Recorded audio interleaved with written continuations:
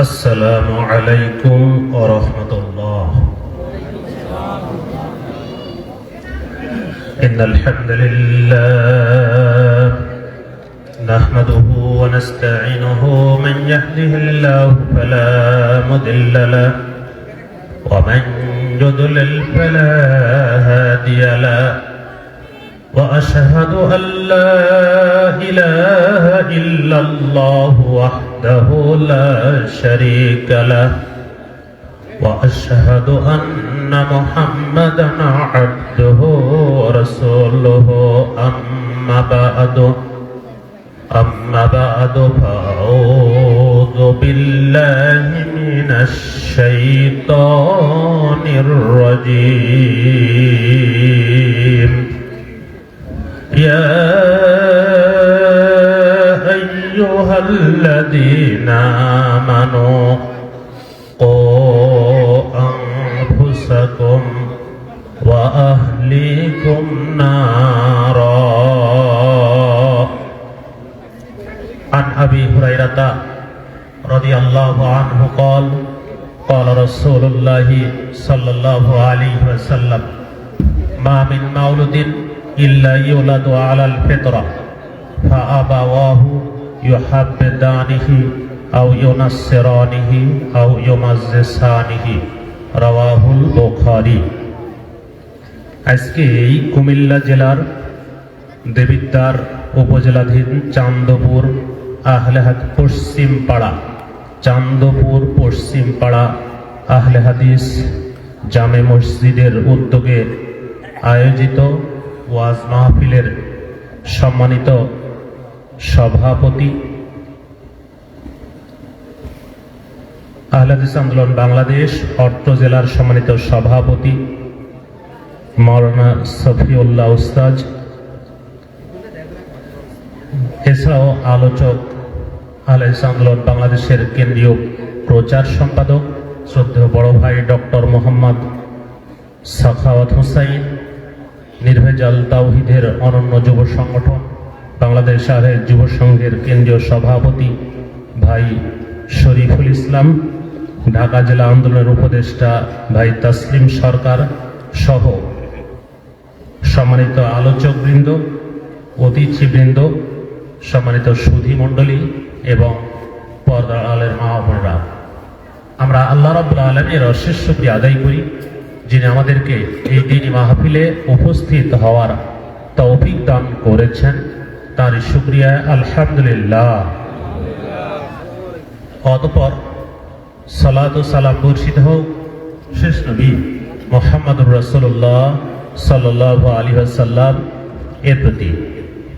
সম্মানিত সুধী মণ্ডলী, আমি আপনাদের সম্মুখে কোরআন মাজিদের সূরাতুত তাহরীম থেকে 6 নম্বর আয়াতের অংশ তেলাওয়াত করেছি এবং সহিহুল বুখারী থেকে একটি হাদিসের অংশ পাঠ করেছি।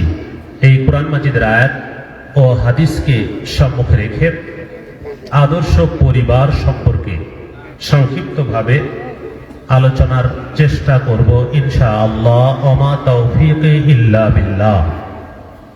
সম্মানিত সুধী মণ্ডলী, এ পৃথিবীতে আল্লাহ আমাকে আপনাকে যত নেয়ামত দিয়েছেন, এর মধ্যে অন্যতম শ্রেষ্ঠ নেয়ামত একটা উত্তম পরিবার, একটা আদর্শ পরিবার।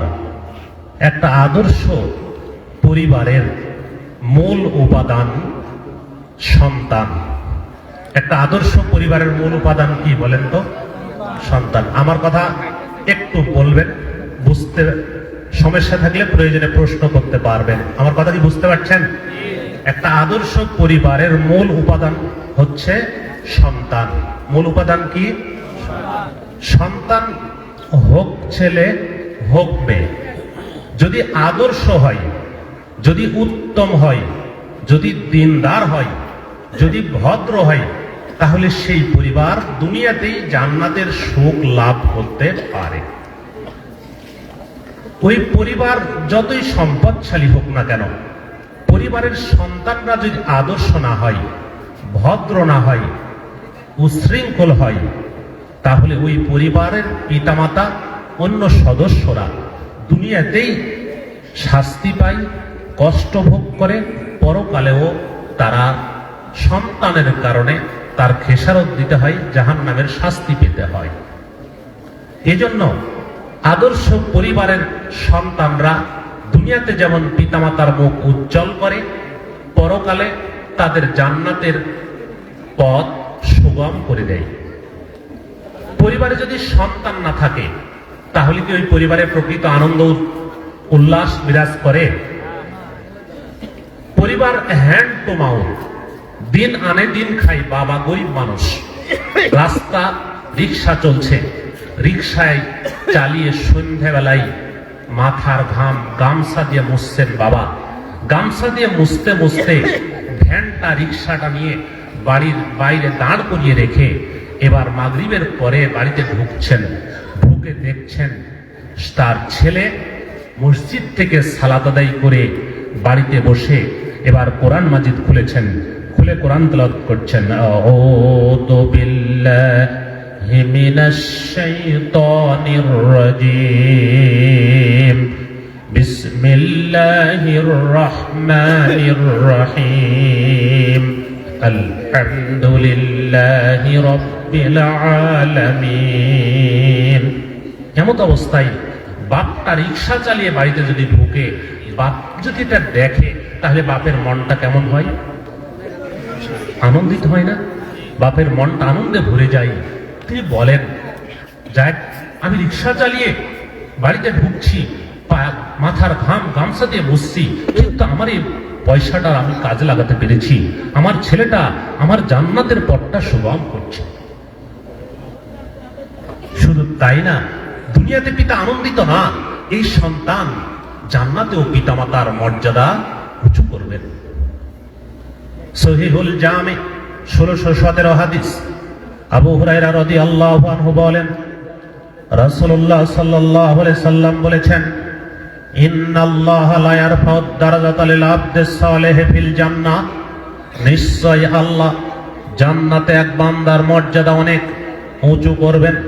ফায়াকুলু রাব্বি আন্না হাদিহি, এ বান্দা এবার আল্লাহকে প্রশ্ন করবেন, আল্লাহ দুনিয়াতে আমি নগণ্য মানুষ ছিলাম, আমার আমল তেমন উচ্চ ছিল না, ভালো ছিল না, কিন্তু জান্নাতে আমার মর্যাদা উঁচু দেখছি, কি করে হলো আল্লাহ?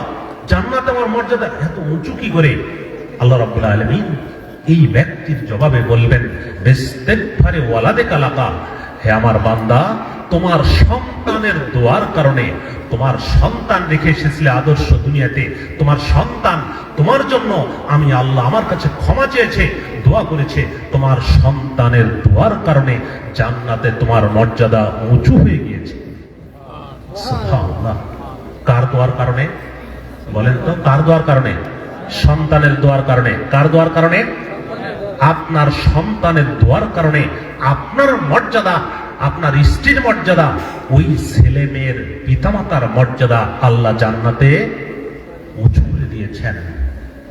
আজ থেকে প্রত্যেক সন্তানকে জানাচ্ছি, পিতামাতা হোক জীবিত, পিতামাতা হোক মৃত, পিতামাতার জন্য প্রত্যেক সালাতের শেষ বৈঠকে সালাম ফেরানোর আগে দোয়া পড়েই সালাম ফিরাবেন, রব্বির হামহুমা কামা রব্বায়ানি সগীরা।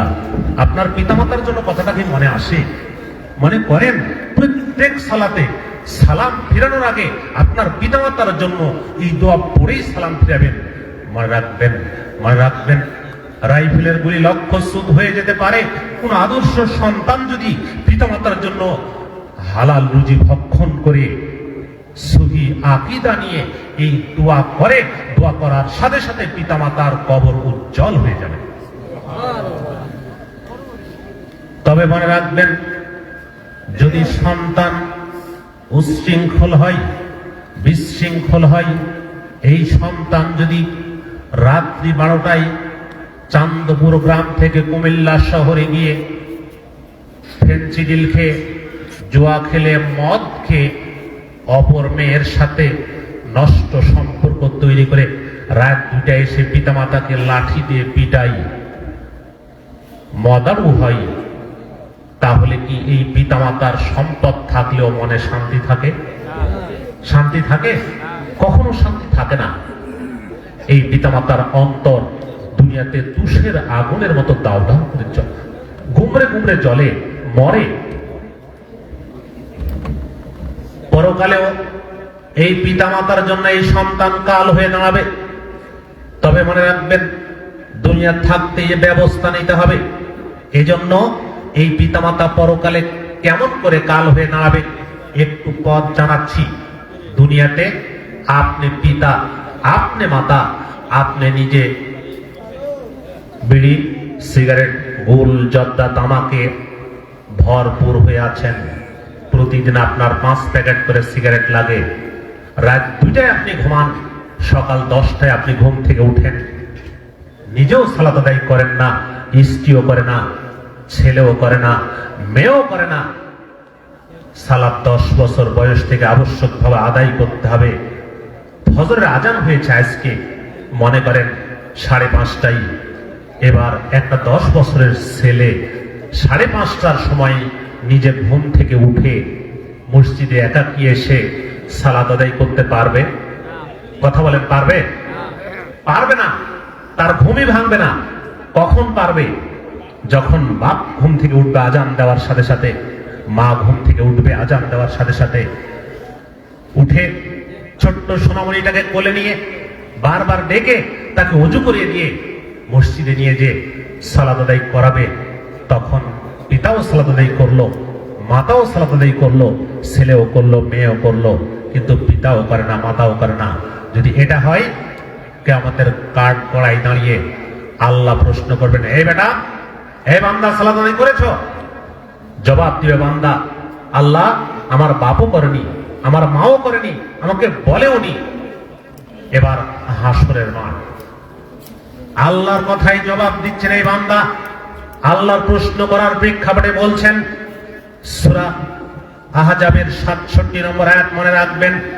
এবার আল্লাহর কাছে এই বান্দা জবাব দিচ্ছেন, রব্বানা ইন্না আতানা সাদাতানা ওয়া কুবরানা ফাযাল্লুনা সাবিলা। হে আমাদের রব, নিশ্চয় আমরা আনুগত্য করেছি আমাদের বড়দের, আমাদের নেতাদের, ফাযাল্লুনা সাবিলা, তারাই আমাদেরকে সঠিক পথ থেকে ভ্রান্ত পথে পরিচালিত করেছে। রব্বানা আতিহিম দাইফাইনি মিনাল আযাব ওয়া লা'নহুম লা'নান কাবীরা। হে আমাদের রব, আপনি তাদেরকে দ্বিগুণ শাস্তি দিন, ডবল শাস্তি দিন। ওয়া লা'নহুম লা'নান কাবীরা, আল্লাহ ওদেরকে বেশি বেশি লানত করুন, অভিশাপ করুন। আপনার সন্তান কিয়ামতের কাঠগড়ায় দাঁড়িয়ে আপনার বিরুদ্ধে আল্লাহর কাছে অভিযোগ করছে। এটা কি পিতামাতার জন্য ভালো খবর না খারাপ খবর? অবশ্যই খারাপ খবর। তবে হ্যাঁ, আপনাকে জানাচ্ছি, আপনাকে অনুরোধ করতে এসেছি সামান্য কিছু বিষয়ে, যে বিষয় যদি আমরা অবলম্বন করতে পারি তাহলে আমাদের পরিবার আদর্শ হবে। ইনশাআল্লাহ আমরা দুনিয়াতে সম্পদ যাই থাক না কেন আমি সুখে থাকবো, পরকালে আমি জান্নাতে উচ্চ মর্যাদা লাভ করতে পারবো ইনশাআল্লাহ। মনে রাখবেন, আদর্শ পরিবার চাইতে আদর্শ পরিবার গঠনে শুরু থেকেই ভূমিকা পালন করতে হবে, শুরু থেকেই প্রস্তুতি নিতে হবে। প্রস্তুতি শুধু সন্তান জন্মের পরে নয়, সন্তান জন্মের আগ থেকেই প্রস্তুতি গ্রহণ করতে হবে। মনে রাখতে হবে, বলেন তো একটা গরুর পেট থেকে একটা ছাগলের বাচ্চা বের হয় না? গরুর বাচ্চা। একটা মহিষের পেট থেকে একটা বাঘের বাচ্চা বের হয় না? সিংহের বাচ্চা। মহিষের বাচ্চাই বের হয়, তাই না? তা আপনার স্ত্রী যদি মহিষ মার্কা হয়, স্ত্রী যদি গরু মার্কা হয়, সন্তানও গরু মার্কাই হবে, মহিষ মার্কাই হবে। স্ত্রী যদি পর্দানশীলা, ভদ্র মহিলা, নম্র মহিলা হয়, আদর্শ মহিলা হয়, আপনার স্ত্রীর পেট থেকে আদর্শ সন্তানই আসবে ইনশাআল্লাহ।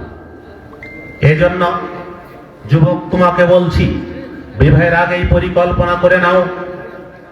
যুবকের পিতামাতা আপনাকে বলছি, সহিহুল বুখারীর 5090 হাদিস, আদর্শ সন্তান পাওয়ার, আদর্শ পরিবার পাওয়ার 1 নম্বর প্ল্যাটফর্ম, 1 নম্বর পদ্ধতি আদর্শ স্ত্রী গ্রহণ করা। সহিহুল বুখারীর 5090 হাদিস। আবু হুরায়রা রাদিয়াল্লাহু আনহু বলেন, রাসূলুল্লাহ সাল্লাল্লাহু আলাইহি সাল্লাম বলেছেন, তুনকাহুল মারাতু লিআরবাঈন, নারীদের বিবাহ করা হয় চারটি গুণ দেখে। লেমালেহা, তার সম্পদ, বলে জামালেহা, তার সৌন্দর্য, বলে হাসাবেহা, তার বংশমর্যাদা, বলে দীনেহা, তার দিনদারি, তার ধার্মিকতা। ফাজফার বেজাতিদ দ্বীন, তুমি দিনদার নারীকে অগ্রাধিকার দাও, প্রাধান্য দাও। তারে বাদ ইয়াদাকা, অন্যথায় তোমার দোহাত ধুলা মলিন হোক। নবী মুহাম্মদুর রাসূলুল্লাহ সাল্লাল্লাহু আলাইহি ওয়াসাল্লাম বলছেন, মানুষ চারটা গুণ দেখে বিবাহ করে। হ্যাঁ, চারটা গুণ আপনিও দেখতে পারেন, আপনিও দেখতে পারেন। তবে বিবাহ করার আগে চারটা গুণের মধ্যে প্রাধান্য দিতে হবে যে গুণটাকে। এই গুণের নাম দিনদারি। হ্যাঁ, দিনদারির সাথে সম্পদ থাকা ভালো, সৌন্দর্য থাকা ভালো, বংশমর্যাদা থাকা ভালো। তবে হ্যাঁ, যদি দিনদারি না থাকে, ওই সম্পদ, ওই সৌন্দর্য, ওই বংশমর্যাদা, আদর্শ পরিবার এনে দিতে পারে না। কিন্তু দুঃখজনক হলেও সত্য, আজকাল যুবকেরা বিবাহ করছে, যুবক এর পিতা বিবাহ দিচ্ছে, বিবাহ দেওয়ার আগে আগে দেখছে বিবাহ করার আগে কয় লক্ষ টাকা যৌতুক পাবো। কথা ঠিক না ঠিক? হাটে গিয়ে গরু বেচার মতো, গরু বিক্রি করার মতো দর কষাকষি চলছে। ইনি বলছেন এত লাখ, উনি বলছেন এত লাখ, উনি বলছেন এত কম, উনি বলছেন এত বেশি। এটা করে এইরকম আদর্শ পরিবার পাওয়া সম্ভব হবে না। যুবক, তোমাকে বলছি, যুবক, তোমাকে আল্লাহ যুবক করেছেন, আল্লাহ পুরুষ করেছেন, আল্লাহ যুবক তোমাকে ক্ষমতা দিয়েছেন, শক্তি দিয়েছেন।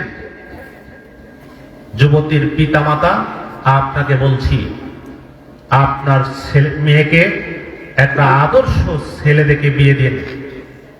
আপনার মেয়েকে যদি সম্পদ দেখে, ব্যবসা দেখে, টাকা দেখে বিয়ে দেন, ওই ছেলে যদি বিড়িখোর, মদখোর, তাড়িখোর, জুয়াখোর হয়, তাহলে ওই টাকা, ওই পয়সা, ওই সম্পদ আপনার মেয়েকে শান্তি সুখ দিতে পারবে না। মনে রাখা ভালো, বিশ্বের সর্বশ্রেষ্ঠ, বিশ্বের সর্বশ্রেষ্ঠ মানুষ নবী মুহাম্মদুর রাসূলুল্লাহ সাল্লাল্লাহু আলাইহি ওয়াসাল্লাম।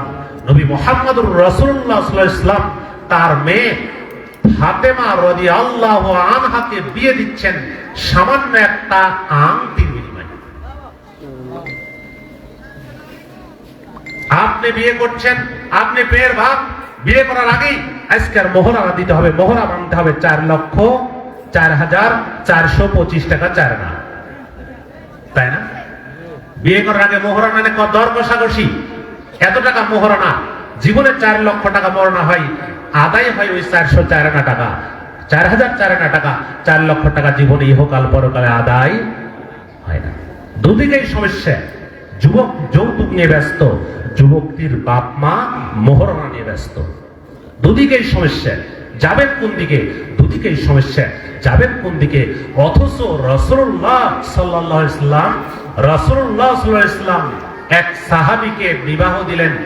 বিবাহ দিতে বললেন, বিবাহের মোহরানা নির্ধারণ করলেন কোরআনের সূরা মুখস্থ করা।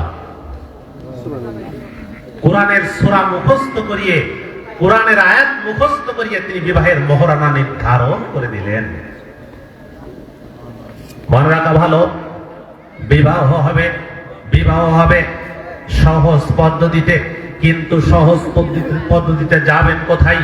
আপনার ছেলে পড়ে ঢাকা বিশ্ববিদ্যালয়ে, অমুকের মেয়ে পড়ে ঢাকা বিশ্ববিদ্যালয়ে। এবার দুজন দুজনকে পছন্দ করে, বাপও জানে না, মাও জানে না, বাপও খবর রাখে না, মাও খবর রাখে না, দুজনের পরিবারও জানে না। দুজন দুজনকে পছন্দ করে, চলে যায়। চলে গিয়ে কাজী বাড়িতে গিয়ে কোর্ট ম্যারেজ করে বাড়িতে ফিরে চলে আসে। অথচ রাসূলুল্লাহ সাল্লাল্লাহু আলাইহি ওয়াসাল্লাম বলছেন, আন-নিকাহু বিগাইরি ওয়ালিয়্যিন বাতিল, বাতিল, বাতিল। ওলি ছাড়া বিবাহ বাতিল বাতিল বাতিল। তিনবার একথা নবী মুহাম্মদুর রাসূলুল্লাহ সাল্লাল্লাহু আলাইহি ওয়াসাল্লাম বললেন। যদি বিবাহ বাতিল হয় তাহলে তাদের পারিবারিক জীবন কি হবে? নষ্ট হবে। পারিবারিক জীবন যদি নষ্ট হয় তাহলে ওই পরিবার থেকে কি আদর্শ সন্তান পাওয়া সম্ভব হবে? কথা বলেন, হবে? কখনোই না। বিবাহ বাতিল হলে ওই পরিবার থেকে আদর্শ সন্তান পাওয়া সম্ভব হবে না। আসুন, বিবাহ সহি পদ্ধতিতে হতে হবে। বর কনে একে অপরকে পছন্দ করতে পারে। উপযুক্ত অভিভাবকের মাধ্যমে, বিবাহের প্রস্তাবের মাধ্যমে বিবাহ সম্পন্ন হতে হবে। দুঃখজনক হলেও সত্য, এদেশে বাতিল পদ্ধতিতে বিবাহ হচ্ছে। বর কনে পছন্দ হলো, বিবাহের পদ্ধতিটাও এদেশে ভুলভাবে পরিচালিত হচ্ছে। বিয়ের বাড়িতে গিয়েছে, এবার বরের সাথে যারা কোলদারা তাদের সাথে নিয়ে যাচ্ছে। কোলদারারা আগে বরের দুলা ভাই শিখিয়ে দিচ্ছে বরকে, কারণ বর তো জীবনে নামাজ পড়েনি, সালাত আদায় করেনি। বলছে বর, এই বল্টু, 2 রাকাত সালাত আদায় করতে হবে বিবাহের বৈঠকে, আগে থেকে প্রস্তুতি নে। বরের নাম তো বল্টু। এবার ঠিকই হলো তাই, বিবাহের বৈঠক চলে গেছে। এবার হুজুর বসে আছে একটা খুতবা বড় পকেটে নিয়ে, আজকে কাজ, এবার বিবাহের বৈঠক, বিবাহের খুতবা পড়াতে হবে। চলে গেল মেয়ের কাছে, যে মেয়ের বাইরে যে ভিতরে গিয়ে ক্যামেরা নেই, ছবি তুলে সব কিছু করে ইজ্জত সব নষ্ট করে দিল। একদল মানুষ যে মেয়ে মানুষটাকে কবুল পড়াচ্ছে, পরেকে কবুল পড়াচ্ছে। খুতবার খবর নাই, খুতবা আগে কলমা কবুল পড়িয়ে পরে সে খুতবা দিচ্ছে। বিবাহের আগে হবে খুতবা, খুতবা দেওয়ার পরে মেয়েকে গিয়ে কবুল পড়াতে হবে না। মেয়ের অভিভাবক, বাপ, ভাই, দাদা, চাচা, এরা মেয়ের কাছ থেকে অনুমতি নিয়ে আসবেন। মেয়ের কাছে গিয়ে কালমা পড়াতে হবে না, কবুল বলতে হবে না। মেয়ের কাছ থেকে অবশ্যই অনুমতি নিয়ে আসবেন। মেয়ের বাপ, এদেশে মেয়ের বাপ জীবিত থাকতে অপর পুরুষ যাকে যে জীবনে কে চিনেই না তাকে বানিয়ে দিয়েছে উকিল বাপ। হয় না সমাজে ভাই, আছে না? উকিল বাপ চিনেই না কে, উকিল বাপ অপর এক পুরুষকে উকিল বাপ বানিয়ে দিয়েছে। কোথায় পেলেন? এই উকিল বাপকে বিবাহ করে নিয়ে এসছে, খবর নাই। পদ্ধতি সঠিক পদ্ধতি বলছি। মেয়ের বাপ বরের কাছে বসবেন, আগে খুতবা হবে, বিবাহের কিছু পরামর্শমূলক কথা হবে। খুতবা হওয়ার পরে বিবাহের প্রস্তুতি নিয়ে মেয়ের বাপ ছেলের কাছে প্রস্তাব দিবে। মেয়ের বাপ বলতে না পারলে যিনি ইমাম সাহেব, খতিব সাহেব, তিনি সহযোগিতা করতে পারেন। মেয়ের বাপ বলবে, আমি ফাতেমার আব্বু, তুমি অমুকের পুত্র আব্দুল্লাহ, তোমার কাছে আমার মেয়েকে এত টাকা মোহর আনার বিনিময়ে, মোহরের বিনিময়ে বিবাহ দিতে রাজি। তুমি কি আমার মেয়েকে স্ত্রী হিসেবে কবুল করলে? বর বলবে কবুল, আলহামদুলিল্লাহ, বিবাহ হয়ে গেল। পদ্ধতি এটা সঠিক না। এদেশে বিবাহ হয়ে গেল, বিবাহ হওয়ার পরে এবার বর কনেকে দেখে সবাই দোয়া পড়বে, বারাকাল্লাহ বারাকাল্লাহু লাকা ওয়া বারাকা আলাইকা ওয়া জামা বাইনাকুমা ফি খায়র। আল্লাহ তোমাকে বরকত দান করুন, তোমার উপরে বরকত নাজিল করুন। ওয়া জামা বাইনাকুমা ফি খায়র, আল্লাহ তোমাদের স্বামী স্ত্রী দুজনার মধ্যে পৃথিবীর সর্বোত্তম পদ্ধতিতে মিল মোহাব্বত দান করুন। সুবহানাল্লাহ, কত সুন্দর দোয়া। এদেশে ইমামও দোয়া জানে না, ইমামও দোয়া পড়ে না, মুক্তাদি মুসল্লি তো জানেও না। আমার নিজের চোখে দেখা বিবাহের পরে হাত তুলে জানাজার দোয়া পাঠ করছি না, বুঝতে পারেন কথা? বিবাহের পরে হাত তুলে শুরু করেছে আল্লাহুম্মা আমিন, জানাজার দোয়া শুরু করে দিয়েছে। বোনের বাপ বলছে, ভাই দোয়া না করলে হবে না, দোয়া করে দিয়েই যেতে হবে। দোয়া শুরু হয়ে গেল, জানাজার দোয়া। এই বাতিল পদ্ধতি ত্যাগ করে কোরআন ও সহিহ হাদিসের পদ্ধতিতে আসলেই আদর্শ পরিবার পাওয়া যাবে। বলছিলাম, বিবাহ হয়ে গেল, বিবাহের বৈঠকে কোনো সালাত নেই। বর বল্টুকে এখানে সালাত আদায় করতে হবে না, সালাত হবে বাসর ঘরে। বাসর ঘরে 2 রাকাত সালাত আদায় হবে। বাসর ঘরে গিয়ে স্বামী তার স্ত্রীর কপালে হাত রাখবেন, চুলে হাত রাখবেন, মাথায় হাত রেখে দোয়া করবেন। দোয়া করার পরে এবার 2 রাকাত সালাত হবে। স্বামী হবেন ইমাম, স্ত্রী হবেন মুক্তাদি। স্বামী থাকবেন সামনে, স্ত্রী থাকবেন পিছনে। 2 রাকাত সালাত রাত্রিতে হলে কেরাত সরবে, দিনে হলে কেরাত নীরবে। 2 রাকাত সালাত শেষ। এবার আসুন,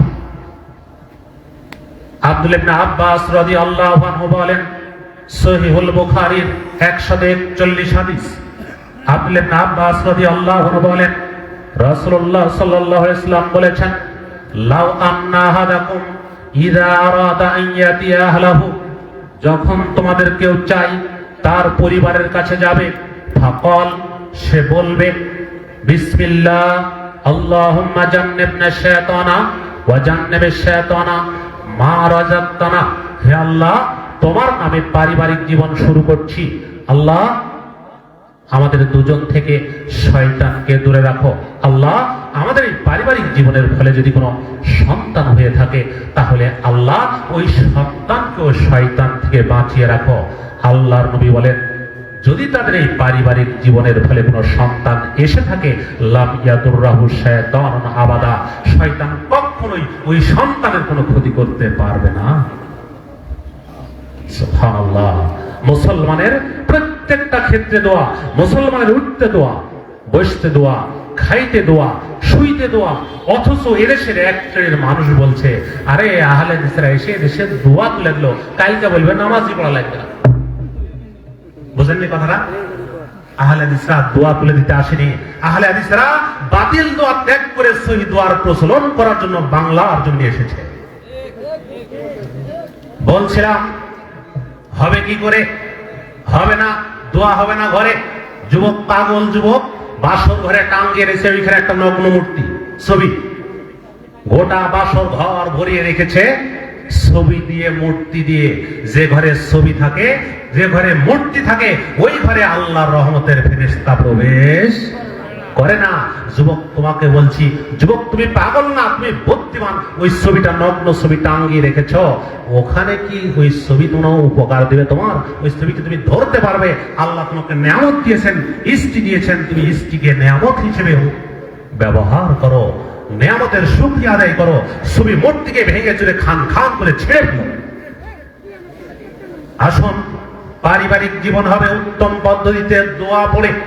দোয়া পড়েছেন, পারিবারিক জীবন হবে আদর্শ, পারিবারিক জীবন হবে আদর্শ। পরিবার চলছে, এবার আল্লাহর নিকটে আদর্শ সন্তান কামনা করবেন। বিবাহের পর প্রতিনিয়ত দোয়া করবেন। সূরা ফুরকান ৭৪ নম্বর আয়াত, রব্বানা হাবলানা মিন আজওয়াজিনা ওয়া যুররিয়াতিনা কুররাতা আয়ুন ওয়াজআলনা লিল মুত্তাকিনা ইমামা।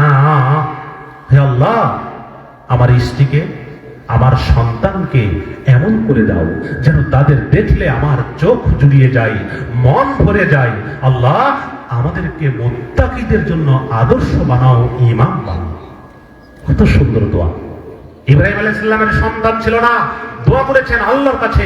সূরা সাফফাত দেখুন 99-100 পরবর্তী আয়াত। ইব্রাহিম আলাইহিস সালাম আল্লাহর কাছে বললেন, রব্বি হাবলি মিনাস সলিহিন, হে আমার রব, আপনি আমাকে একটা আদর্শ সন্তান দান করুন, সৎ বংশধর দান করুন। আর আমাদের তো সেটা না। বিবাহের আগে থেকেই দুজনের মধ্যে কথা হয়েছে, মোবাইলের মাধ্যমে দুজন কথা বলে দিয়েছে, আমরা 5 বছর 10 বছর কোনো সন্তান নিব না। এজন্য দরজায় বড় করে রেখে রেখেছে, 2টি সন্তানের বেশি নয়। তারপর কি, একটি হলে ভালো হয়। এই জন্য 10 বছর পদ্ধতি, এই পদ্ধতি সেই পদ্ধতি। 2টি সন্তানের বেশি নয়, একটি হলে ভালো হয়। এবার একটি না হলে আরো ভালো হয়। 10 বছর পদ্ধতি হয়ে আর কোনো সন্তান নাই। এবার চলো গরু নিয়ে, খাসি নিয়ে, মুরগি নিয়ে অমুক বাবার মাজারে। বাবার মাজারে গিয়ে কবরের ধুলা, কবরের মাটি সব মাথায়, গালে, বুকে মেখে, বাবা জোড়া খাসি নিয়ে এসেছি, বাবা আমাকে একটা সন্তান ভিক্ষা দাও। বলেন, পৃথিবীর কোন মরা বাবার সন্তান দেওয়ার ক্ষমতা আছে? পৃথিবীর কোনো বাবার সন্তান দেওয়ার ক্ষমতা নাই। ল্যাংটা বাবা, আফিম বাবা, ঠেলা পীর, তেনা পীর, এই পীর সাহেবের সন্তান দেওয়ার ক্ষমতা নাই। সন্তান দেওয়ার ক্ষমতা কার? পৃথিবীর শ্রেষ্ঠ মানুষ নবী মুহাম্মদ সাল্লাল্লাহু আলাইহি ওয়াসাল্লাম, তার কবরে প্রতি বছর হজ করতে যে কয়টা গরু মানত করা হয়? একটাও হয়?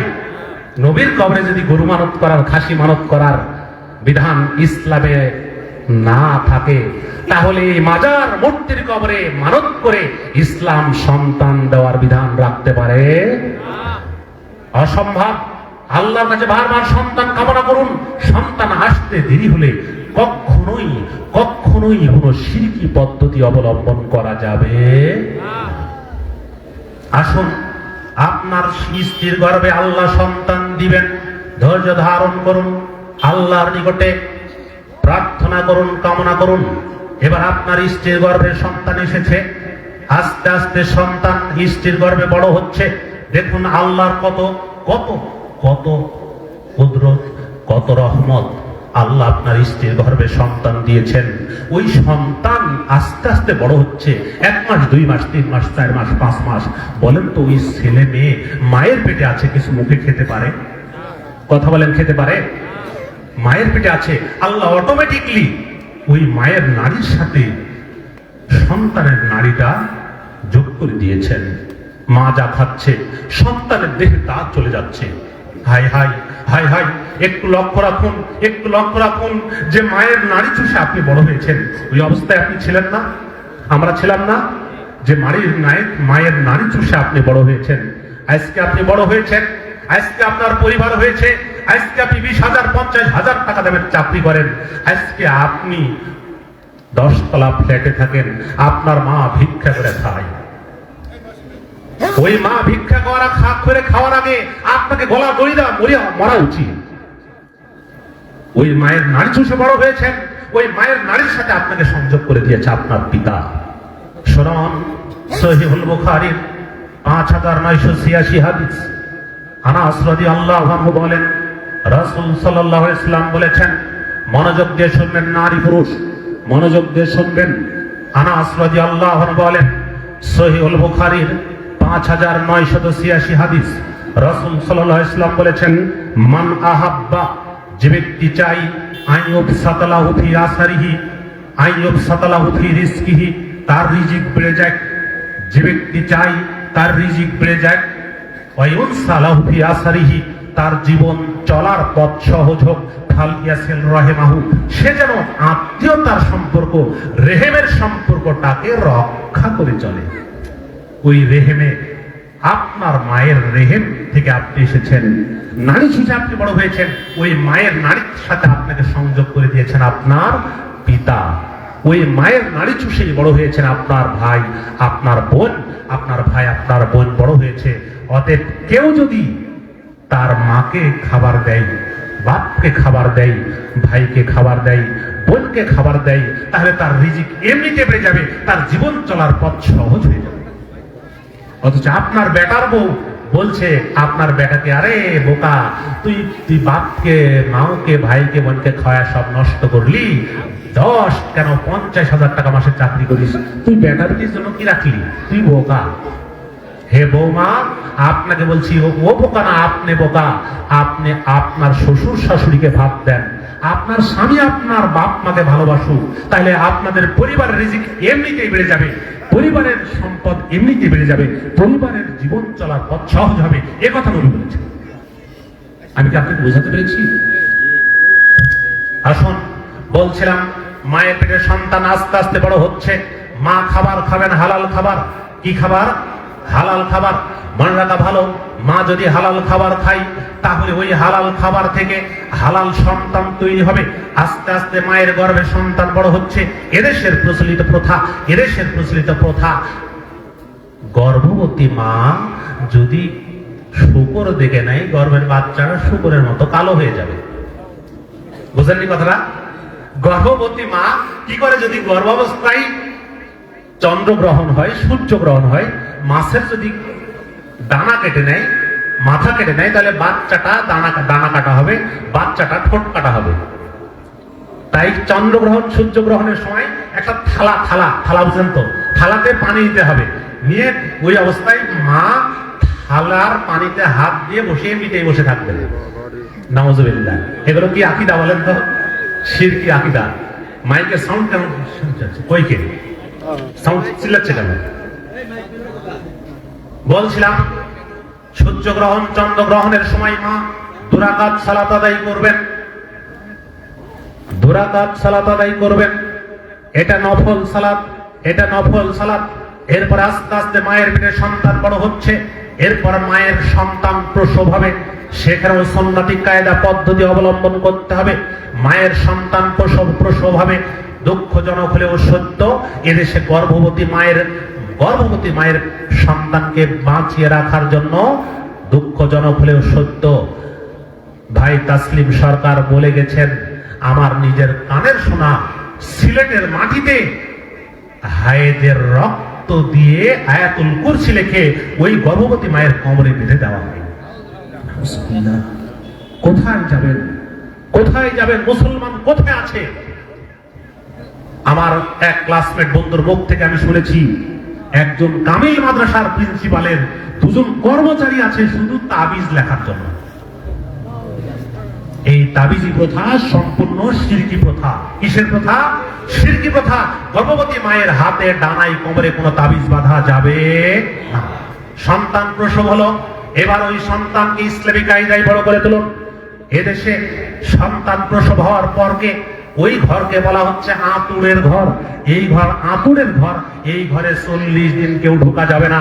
ঘরের দরজায় বড় করে লম্বা করে বেঁধে রাখতে হবে একটা কালো সুতা, একটা সাদা সুতা, একটা গোবর, একটা লোহা, একটা ভাঙ্গাজ, একটা নষ্ট ঝাড়ু বাড়ু। তাছাড়া এই ঘরের মধ্যে চোরাচুন্নি ঢুকে বাচ্চাটাকে নষ্ট করে দেবে। এটা কি আকীদা বলেন তো? শিরকি আকীদা। এটা অবশ্যই শিরকি আকীদা। ওই গর্ভের সন্তানকে বাঁচানোর জন্য সুন্নতি পদ্ধতি বলে দিচ্ছি। আসুন, ওই গর্ভের সন্তান যেদিন জন্মগ্রহণ করেছে সেই দিনও ওই গর্ভের সন্তান জন্মগ্রহণের পর সাথে সাথে বাপ মা তারা সন্তানকে কোলে তুলে নিয়ে আল্লাহর কাছে দোয়া করবেন, আলহামদুলিল্লাহ বলবেন। কি বলবেন? মনে রাখা ভালো, সন্তান জন্মের পরে ডান কানে আজান, বাম কানে ইকামত দেওয়ার হাদিস জাল। ডান কানে আজান, বাম কানে ইকামত দেওয়ার হাদিস জাল। আজান দেওয়ার কোনো প্রয়োজন নেই, ইকামত দেওয়ারও প্রয়োজন নেই। আল্লাহর নিকটে সন্তান পেয়ে দোয়া করতে হবে, এরপর করতে হবে তাহনিক। 40 দিন বাড়িতে কেউ ঢুকবে না, এ হাদিস চলবে না। ওই বাচ্চাকে আদর্শ একটা সুন্নতি আলেম, সুন্নাতপন্থী আলেম কোলে তুলে নিয়ে তাহনিক করাবেন। আয়েশা রাদিয়াল্লাহু আনহা বলেন, কোন সন্তান জন্মগ্রহণ করলে রাসূল সাল্লাল্লাহু আলাইহি ওয়াসাল্লামের কোলে নিয়ে যাওয়া হতো। কোলে তুলে নিয়ে তিনি বাচ্চাটাকে ফায়ুবাররিকু আলাইহিম ওয়া ইউহান্নিকুহুম, তিনি তার জন্য বরকতের দোয়া করতেন, তিনি তাকে তাহনিক করাতেন। তাহনিক মানে মিষ্টি জাতীয় কোনো বস্তু, খেজুর আলেম মুখে নিবেন, নিয়ে মুখের লালা মিষ্টিত করে বিসমিল্লাহ বলে বাচ্চার মুখে দেবেন। মুখে দেওয়ার পরে বাচ্চার জন্য দোয়া করবেন, আল্লাহুম্মা আকসির মালাহু ওয়া ওয়ালাদাহু ওয়া বারিক লাহু ফীমা আতাইতাহু। দোয়া করবেন, বারাকাল্লাহু আলাইকা ওয়া বারাকা আলাইকা। এই দোয়া বাচ্চার জন্য করবেন। বাচ্চার জন্য দোয়া করা শেষ। এবার আস্তে আস্তে বাচ্চাটা বড় হচ্ছে। বাচ্চাটা বড় হওয়ার পর বাচ্চার বয়স যখন হবে 7 দিন, তখন বাচ্চাটাকে নিয়ে আসতে হবে, করতে হবে বাচ্চার জন্য আকিকা। একটু মনোযোগ দেন। বলছিলাম বাচ্চার জন্মের 7 দিন পর আকিকা করতে হবে। বাচ্চার জন্মের 7 দিনের আগে, 7 দিনের পরে ছোট বাচ্চাকে কখনো সন্ধ্যেবেলায় ছাদের উপরে নিয়ে যাবেন না। সন্ধ্যেবেলায় বাড়ির বাহিরে বের করবেন না, কেননা এ সময় শয়তান চারিদিকে ঘুরে। ছোট বাচ্চাকে সূর্য ডোবার আগে, সূর্য ডোবার সময়, সন্ধ্যার সময় একান্ত প্রয়োজন ছাড়া, একান্ত চিকিৎসাগত ডাক্তারের কাছে যাওয়া ছাড়া ছাদের উপরে বাড়ির বাহিরে নিয়ে যাবেন না। শয়তান এ সময় চারিদিকে ঘোরাফেরা করে। কোনো কারণে এবার চলে গেছে, সন্তানকে মা ছাদের উপরে নিয়ে শয়তান তাকে খোঁচা দিয়েছে।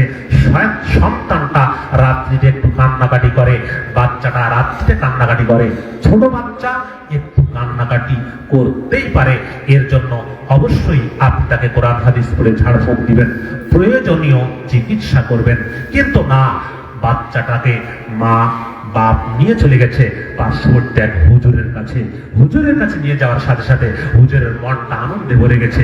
বাপকে বলছে, মা বলছে, এবার কাজ হয়ে গেছে বাবা, বাচ্চাটার জন্য 2 ডানায় 2টা তাবিজ, গলায় 1টা তাবিজ, 3টা তাবিজ দিতে হবে। 3 ত্রিককে 909 টাকা লাগবে। বুঝলেন কথাটা? 909 টাকা নিবে।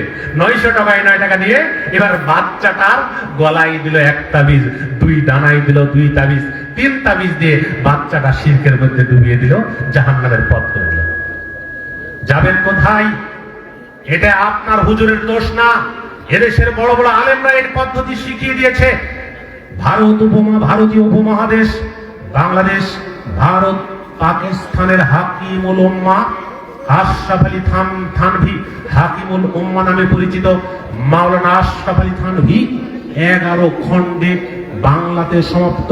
তিনি বই লিখেছেন উর্দু ভাষায়, বেহেশতি জেওর।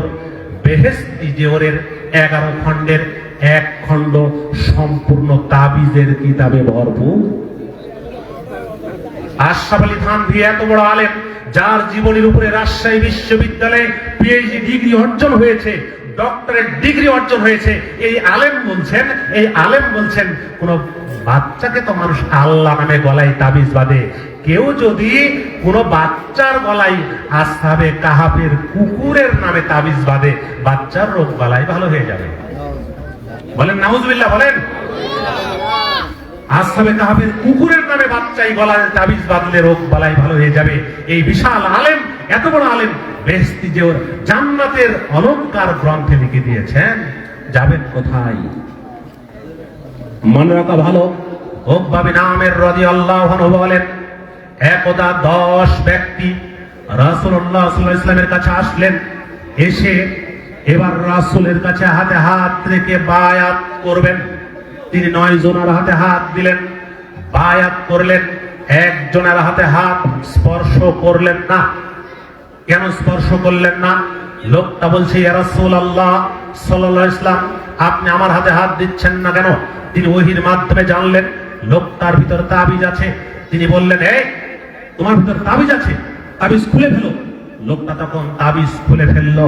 তাবিজ খুলে ফেলার পরে এবার তিনি তার হাতে হাত রেখে বায়াত দিলেন, নিয়ে বললেন, শোনো শোনো, আমি নবী বলছি, মান আল্লাকা তামিমাতান ফাকাদ আশরাকা। যে ব্যক্তি তাবিজ ঝোলায় ওই ব্যক্তি শিরক করে, ওই ব্যক্তি মুশরিক, ওই ব্যক্তি আল্লাহর সাথে শরীক করে। কোন মুশরিকের হাতে হাত দিয়ে আল্লাহর নবী বায়াত করতে পারেন না।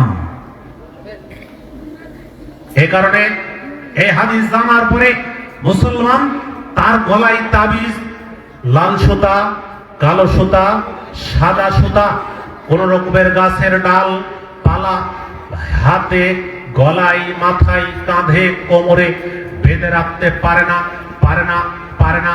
এগুলো করা শিরক, শিরক, শিরক। জেনে করলে, মরে গেলে, 1 মিনিট পর যদি জেনে কেউ মরে যায়, তাকে জাহান্নাম থেকে ঠেকানোর পৃথিবীর কারো ক্ষমতা নেই। মনে রাখা ভালো, আপনার বাড়িতে আপনার বাপ মরে গেছে, মাদ্রাসার হুজুরদেরকে ডেকে নিয়ে এসে কোরআন তেলাওয়াত শুরু করে দিয়েছেন চারিদিকে। এর প্রমাণে পৃথিবীতে কোনো হাদিস কোরআন নেই। আপনার ছেলে মেয়ে জন্মগ্রহণ করেছে কেন? জন্মগ্রহণ করুক না করুক, আপনার বাড়িতে প্রত্যেক দিন সকালে, প্রত্যেক দিন সন্ধ্যায় কোরআন তেলাওয়াত হবে। কি তেলাওয়াত হবে বলেন তো? কোরআন তেলাওয়াত হবে। ওই বাচ্চাটা যখন সন্ধ্যায় ঘুমাচ্ছে, তখন মা আয়াতুল কুরসি পড়বেন, সূরা বাকারা 255 নম্বর আয়াত পড়বেন, সূরা বাকারার শেষ 2 আয়াত পড়বেন, ইখলাস, সূরা ফালাক, নাস পড়বেন। 3 বার করে পড়ে হাতে ফুঁক দিবেন। ফুঁক দিয়ে নিজের সারা দেহ যতদূর সম্ভব হাত দিয়ে মাসাহা করে দিবেন। বাচ্চাটার যতদূর সম্ভব হাত দিয়ে মাসাহা করে দিবেন। সহিহুল বুখারী 2311 হাদিস। আবু হুরায়রা রাদিয়াল্লাহু আনহু বলেন, রাসূল সাল্লাল্লাহু আলাইহি ওয়াসাল্লাম বলেছেন, যদি কেউ আয়াতুল কুরসি পড়ে রাত্রিতে ঘুমায়, তাহলে তার মাথার কাছে সকাল পর্যন্ত একজন ফেরেশতা পাহারাদার হিসেবে দাঁড়িয়ে যায়। কে দাঁড়িয়ে যায়? বলেন তো কে দাঁড়িয়ে যায়? ফেরেশতা। অতএব আপনি কাল থেকে এই চান্দপুর গ্রামের দেবিদ্বার উপজেলার, কুমিল্লা জেলার, বাংলাদেশের 64 জেলার প্রত্যেক ঘরে ঘরে যদি আয়াতুল কুরসি তেলাওয়াত করা হয়, তাহলে বাংলার জমি ছেড়ে শয়তান বায়ু ছাড়তে ছাড়তে পালিয়ে ভারতের পুতুলের পাছার তলে আশ্রয় নেবে। সহিহ বুখারী, সহিহ মুসলিম 780 হাদিস। আবু হুরায়রা রাদিয়াল্লাহু আনহু বলেন, রাসূল সাল্লাল্লাহু আলাইহি ওয়াসাল্লাম বলেছেন, ইন্নাশ শায়তানা ইয়ানফিরু মিনাল বাইত, নিশ্চয় শয়তান ওই বাড়ি থেকে পালিয়ে যায়, আল্লাযী তুকরা ফীহি সূরাতুল বাকারা, যে বাড়িতে সূরা বাকারা পড়া হয়, আয়াতুল কুরসি পড়া হয়, ওই বাড়িতে শয়তান থাকতে পারে না, ওই বাড়ি থেকে শয়তান পালিয়ে যায়। অতএব আপনার বাড়িতে প্রত্যেক দিন সকাল সন্ধ্যা কোরআন তেলাওয়াত হবে, আয়াতুল কুরসি হবে। সন্তান আস্তে আস্তে বড় হচ্ছে, সন্তান একটু বড় হওয়ার পর যখনই তার মুখ দিয়ে কথা ফুটবে, তখন ওই সন্তানের মুখে শিখিয়ে দিবেন, বাবা বলো তো তোমার সৃষ্টিকর্তাকে? আল্লাহ। আল্লাহ কোথায় আছেন? 7 আসমানের উপরে আরশে আছেন। বাচ্চাকে শিখিয়ে দেন, বাবা তোমার নবী, আমার নবী, শেষ নবীর নাম কি? মুহাম্মদ সাল্লাল্লাহু আলাইহি ওয়াসাল্লাম। বাবা ওই নবী, বাবা ওই নবী নূরের তৈরি নবী নন, ওই নবী মাটির তৈরি মানুষ, তোমার আমার মতো। তবে অবশ্যই তার আর আমাদের পার্থক্য, তার কাছে ওহী আসে, আমাদের কাছে ওহী আসে। বাচ্চাটা বড় হচ্ছে, বাচ্চাটা বর্তমান বিজ্ঞান বলছে 6 মাস বয়স থেকেই একটা বাচ্চা দেখছে বাপ কি করে মা কি করে, বাপ কি করে মা কি করে। এজন্য মাসিক আত্মাহারিকের পূর্বের এক প্রবন্ধ মনে পড়ে গেল, নেশা নিশি নিঃশেষ। জনাব আব্দুর রহমান সাহেব একটা প্রবন্ধ লিখেছিলেন, নেশা করে রাত্রিতে, নিশিতে নিঃশেষ হয়ে যায়। আমেরিকা বর্তমানে বাপু মদ খায়, মাও মদ খায়। বাচ্চা হওয়ার পরে আগে বাচ্চা মুখে দুধ মুখে নেয় না মায়ের, আগে মদ একটু মুখে দিতে হয়, তারপর ওই বাচ্চাটা মায়ের দুধ মুখে নেয়। হিসাব করেছেন? অতএব বাচ্চা প্রতিনিয়ত দেখছে, বাচ্চার বাপ যদি প্রতিদিন 2 বার করে দাড়ি চাঁচে, বাচ্চা কয়বার চাঁচবে বড় হয়ে? 4 বার করে চাঁচবে। বাচ্চার বাপ যদি দাঁড়িয়ে দাঁড়িয়ে পেশাব করে, বাচ্চা দৌড়াতে দৌড়াতে পেশাব করে। এটাই প্রমাণ। সহিহুল বুখারীর 1358 হাদিস। আবু হুরায়রা রাদিয়াল্লাহু আনহু বলেন, রাসূল সাল্লাল্লাহু আলাইহি ওয়াসাল্লাম বলেছেন, কুল্লু মাউলুদিন, প্রত্যেক মানব শিশু, ইউলাদু আলাল ফিতরা, ইসলাম গ্রহণের ক্ষমতা নিয়েই জন্মগ্রহণ করে। ফাআবাওয়াহু, এরপর তার পিতামাতা ইউহাব্বিদানিহি, তাকে ইহুদি বানায়, আও ইউনাসসিরানিহি, তাকে খ্রিস্টান বানায়, আও ইউমাজ্জিসানিহি, অথবা তাকে অগ্নিপূজক বানায়। বাপ যদি মদখোর হয়, ছেলে মদখোর হবে। বাপ যদি সালাতি হয়, ছেলে সালাতি হবে। মা যদি ন্যাংটা পোশাক পরিধানকারিণী হয়, বেটিও ওটাই হবে। মা যদি সালাত আদায়কারিণী হয়, বেটা বেটি পোশাক পরেনি, এখনো ল্যাংটা হয়ে বাপ মার সাথে সিজদায় হয়ে যাবে। এটা এজন্য আপনি আদর্শ হয়ে নিজেকে গড়ে তুলুন। 10 বছর বয়সে সালাত ফরজ বাস্তবায়ন জীবনে করুন, অন্যথায় ওই পরিবার জাহান্নামের টুকরা। যদি আদর্শ পরিবার হয়, দুনিয়াতে শান্তি, পরকালে জান্নাতে উচ্চ মর্যাদা। সেটাই আল্লাহ বলছেন সূরা তাহরিমের 6 নম্বর আয়াত, ইয়া আইয়ুহাল্লাযীনা আমানু, হে ঈমানদারগণ, ও আনফুসাকুম ওয়া আহলিকুম নারা, তোমরা নিজেদেরকে, তোমাদের পরিবারকে জাহান্নাম থেকে বাঁচাও। জাহান্নাম থেকে বাঁচানোর জন্যই আহ্বান নিয়ে আপনাদের কাছে এসেছি। আল্লাহ রাব্বুল আলামিন আমাদেরকে আদর্শ সন্তান গড়ার মাধ্যমে, পরিবার গড়ার মাধ্যমে আমাদের সন্তানদেরকে জান্নাতি সন্তান হিসেবে, পরিবার হিসেবে কবুল করে নিন। আল্লাহুম্মা আমিন। সন্তান একটু বড় হলে 7 বছরে সোনামণি সংগঠনে দিবেন। যখন 16 বছর বাংলাদেশ আহলে যুব সংঘের পতাকা তলে আবদ্ধ হবে। এই আহ্বান দেখি আমার কথা শেষ করছি। আসসালামু আলাইকুম ওয়া রাহমাতুল্লাহ।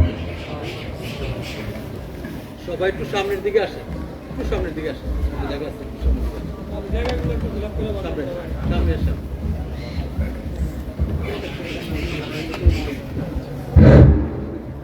আলহামদুলিল্লাহ, এই পর্যায়ে আপনাদের সম্মুখে কুরআন ও সহিহ হাদিস থেকে আলোচনা নিয়ে আসছেন মোহাম্মদ শরীফুল ইসলাম মাদানী, কেন্দ্রীয় সভাপতি আহলে হাদিস যুব সংঘ। হুজুরকে কুরআন ও সহিহ হাদিস থেকে আলোচনা পেশ করার জন্য বিশেষভাবে অনুরোধ করছি।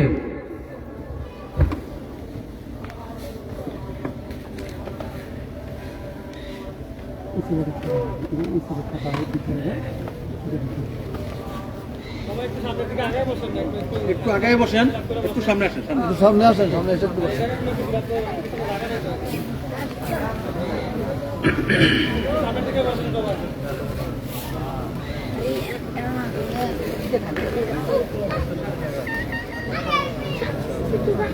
السلام عليكم ورحمة الله وبركاته.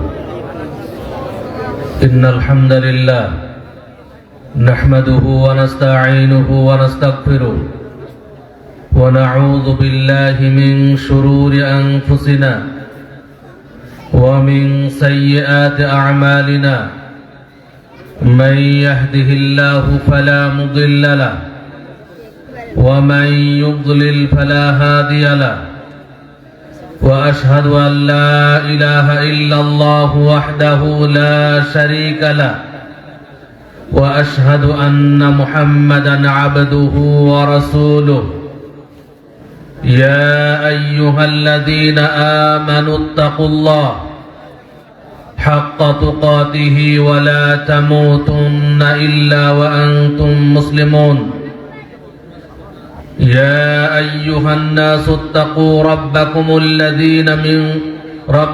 الذي خلقكم من نفس واحدة وخلق منها زوجها وبث منهما رجالا كثيرا ونساء. واتقوا الله الذي تساءلون به والأرحام إن الله كان عليكم رقيبا. يا أيها الذين آمنوا اتقوا الله وقولوا قولا سديدا يصلح لكم أعمالكم ويغفر لكم ذنوبكم ومن يطع الله ورسوله فقد فاز فوزا عظيما. أما بعد. চাঁদপুর পশ্চিম পাড়া আহলে হাদিস জামে মসজিদের উদ্যোগে আয়োজিত আজকের এই ওয়াজ মাহফিলের সম্মানিত সভাপতি, মাননীয় প্রধান অতিথি, বিশেষ অতিথিবৃন্দ, উপস্থিত উলামায়ে কেরাম, আমার সামনে উপবিষ্ট অত্র অঞ্চল থেকে আগত সমাগত সুধী মণ্ডলী, পর্দার আড়ালে অবস্থানরত মা ও ভগ্নীগণ, সমস্ত প্রশংসা সেই মহান রব্বুল আলামিনের জন্য যার অশেষ মেহেরবানিতে আমরা আজকের এই মাহফিলে উপস্থিত হতে পেরেছি। তাই মহান আল্লাহর শুকরিয়া স্বরূপ সবাই বলি আলহামদুলিল্লাহ। তারপর পরেই বর্ষিত হোক অসংখ্য দরুদ ও সালাম প্রিয় নবী, বিশ্ব নবী, রাহমাতুল লিল আলামিন মুহাম্মদ সাল্লাল্লাহু আলাইহি ওয়াসাল্লামের প্রতি। সম্মানিত উপস্থিতি, আমরা পৃথিবীতে আশরাফুল মাখলুকাত, সৃষ্টির শ্রেষ্ঠ জীব হিসেবে এসেছি। আমরা অনন্তকাল জীবন লাভ করব না। আমরা একটা নির্দিষ্ট সময়ের জন্য দুনিয়াতে এসেছি। নির্দিষ্ট সময় শেষ করেই এই দুনিয়া থেকে বিদায় নিয়ে পরকালীন জীবনে পদার্পণ করব। এই দুনিয়াবী জীবনে আমাদের শিশুকাল, আমাদের কৈশোরকাল, আমাদের যৌবনকাল এবং আমাদের বৃদ্ধকাল, এই কয়েকটা ভাগে আমরা আমাদের জীবনকে ভাগ করতে পারি। এই কয়েকটি ভাগের মধ্যে সবচাইতে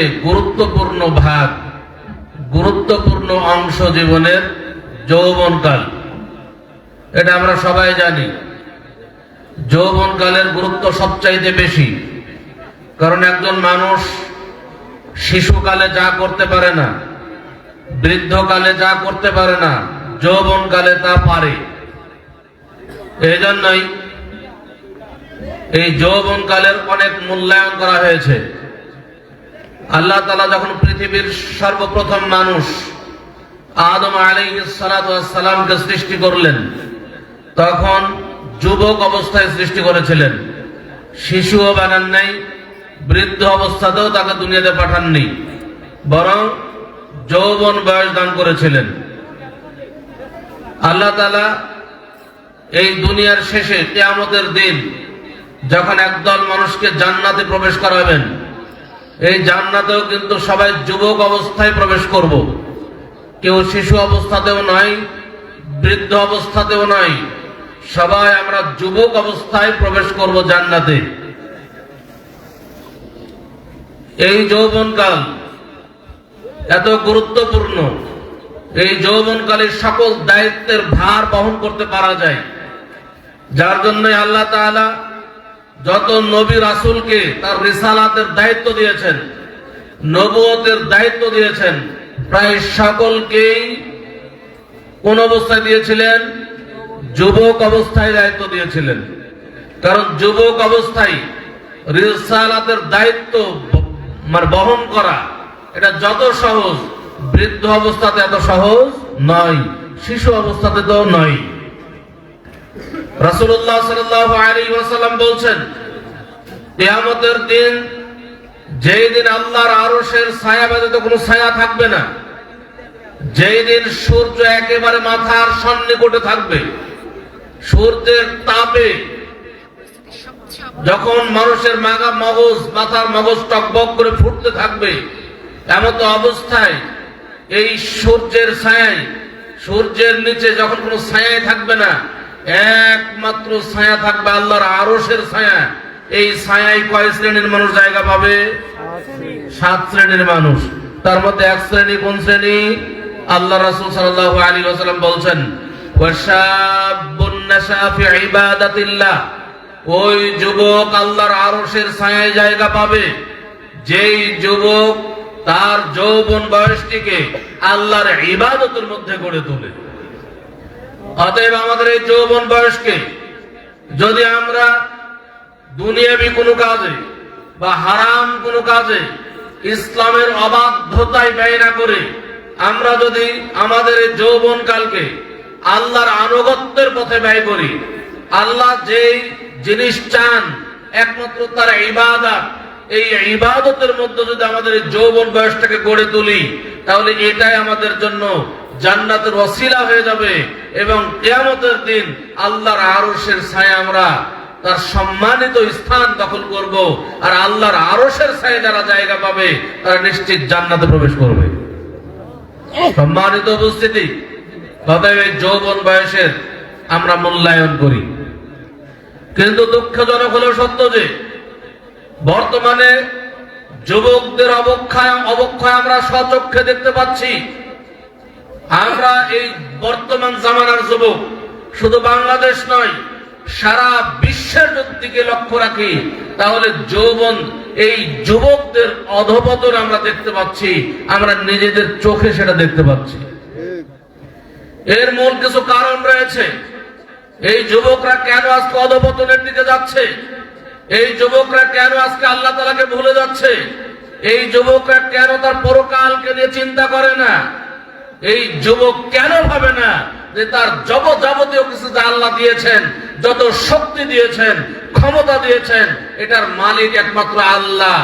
এটা অবক্ষয়ের কিছু কারণ রয়েছে। তার মধ্যে 1 নাম্বার কারণ যদি আমি উল্লেখ করি তাহলে বলবো মাদক সেবন। আজকে এই মাদক সেবনের ফলে যুব সমাজ নষ্ট হয়ে যাচ্ছে।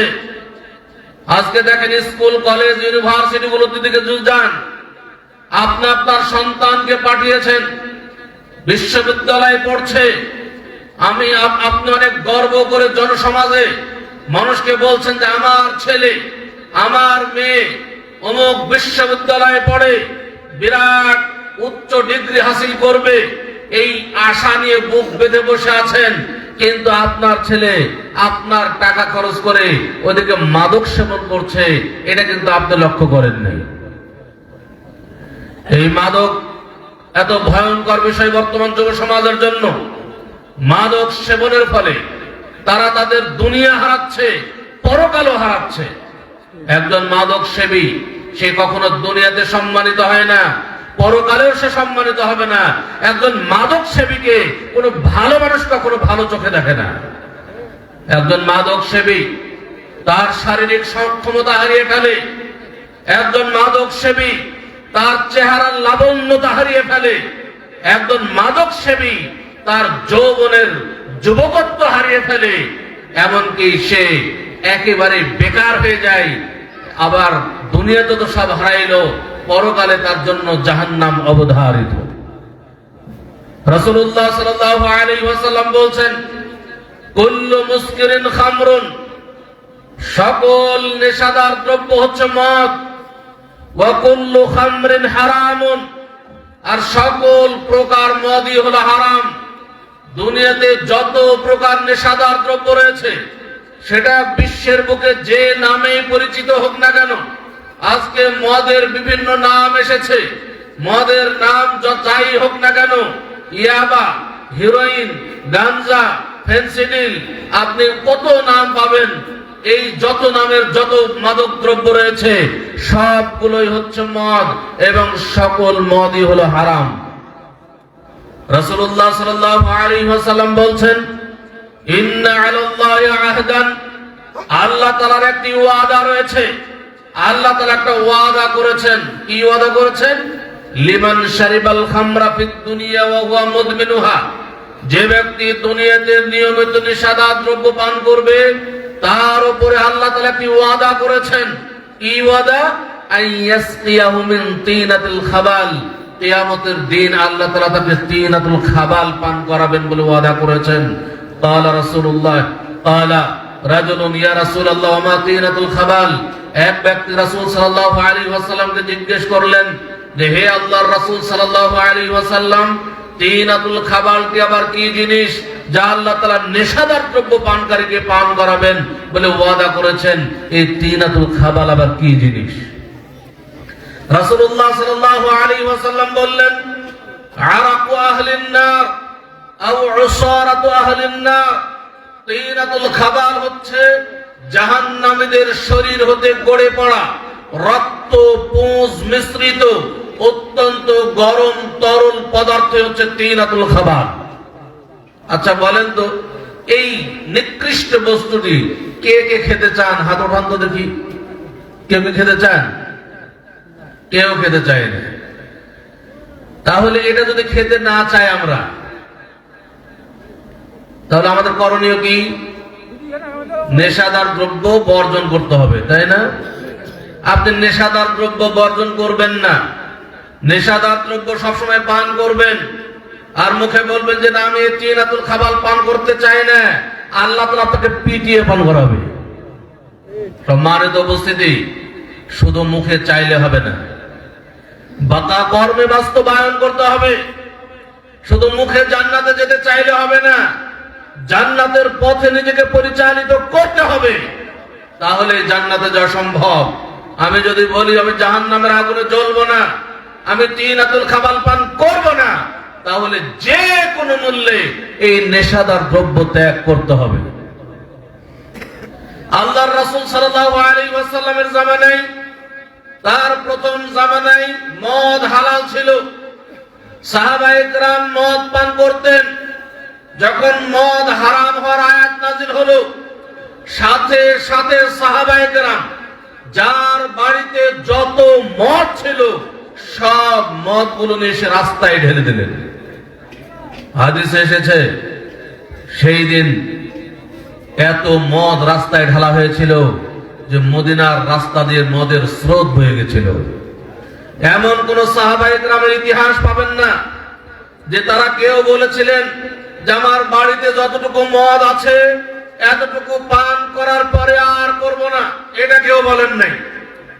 এমন কাউকে পাবেন না যার বাড়িতে মদ ছিল একদিনের জন্য রেখেছিলেন, সাথে সাথে সব রাস্তায় গিয়ে ঢেলে দিয়েছেন। এমনকি মদ যেই পাত্রগুলোতে রাখা হতো সেই পাত্রগুলো নিষিদ্ধ করা হলো এবং এই পাত্রগুলো ভেঙে ফেলা হয়েছে। এমন ইতিহাস পাওয়া যায়। সাহাবায়ে কেরাম, কিছু সাহাবায়ে কেরাম ভাবলেন যে মদ তো হারাম হলো, কিছুক্ষণ আগে তো আমি মদ পান করলাম, তা আমার পেটের মধ্যে তো এখনো মদ আছে, এই মদ তো হজম হয়নি, অতএব আমার পেটের মধ্যে হারাম আছে, অতএব এই হারাম আমার পেটের মধ্যে থাকতে পারে না। মুখের মধ্যে হাত ঢুকে বমন করে দিয়েছেন যে আমার পেটের মধ্যে হারাম বস্তু থাকতেই পারে না।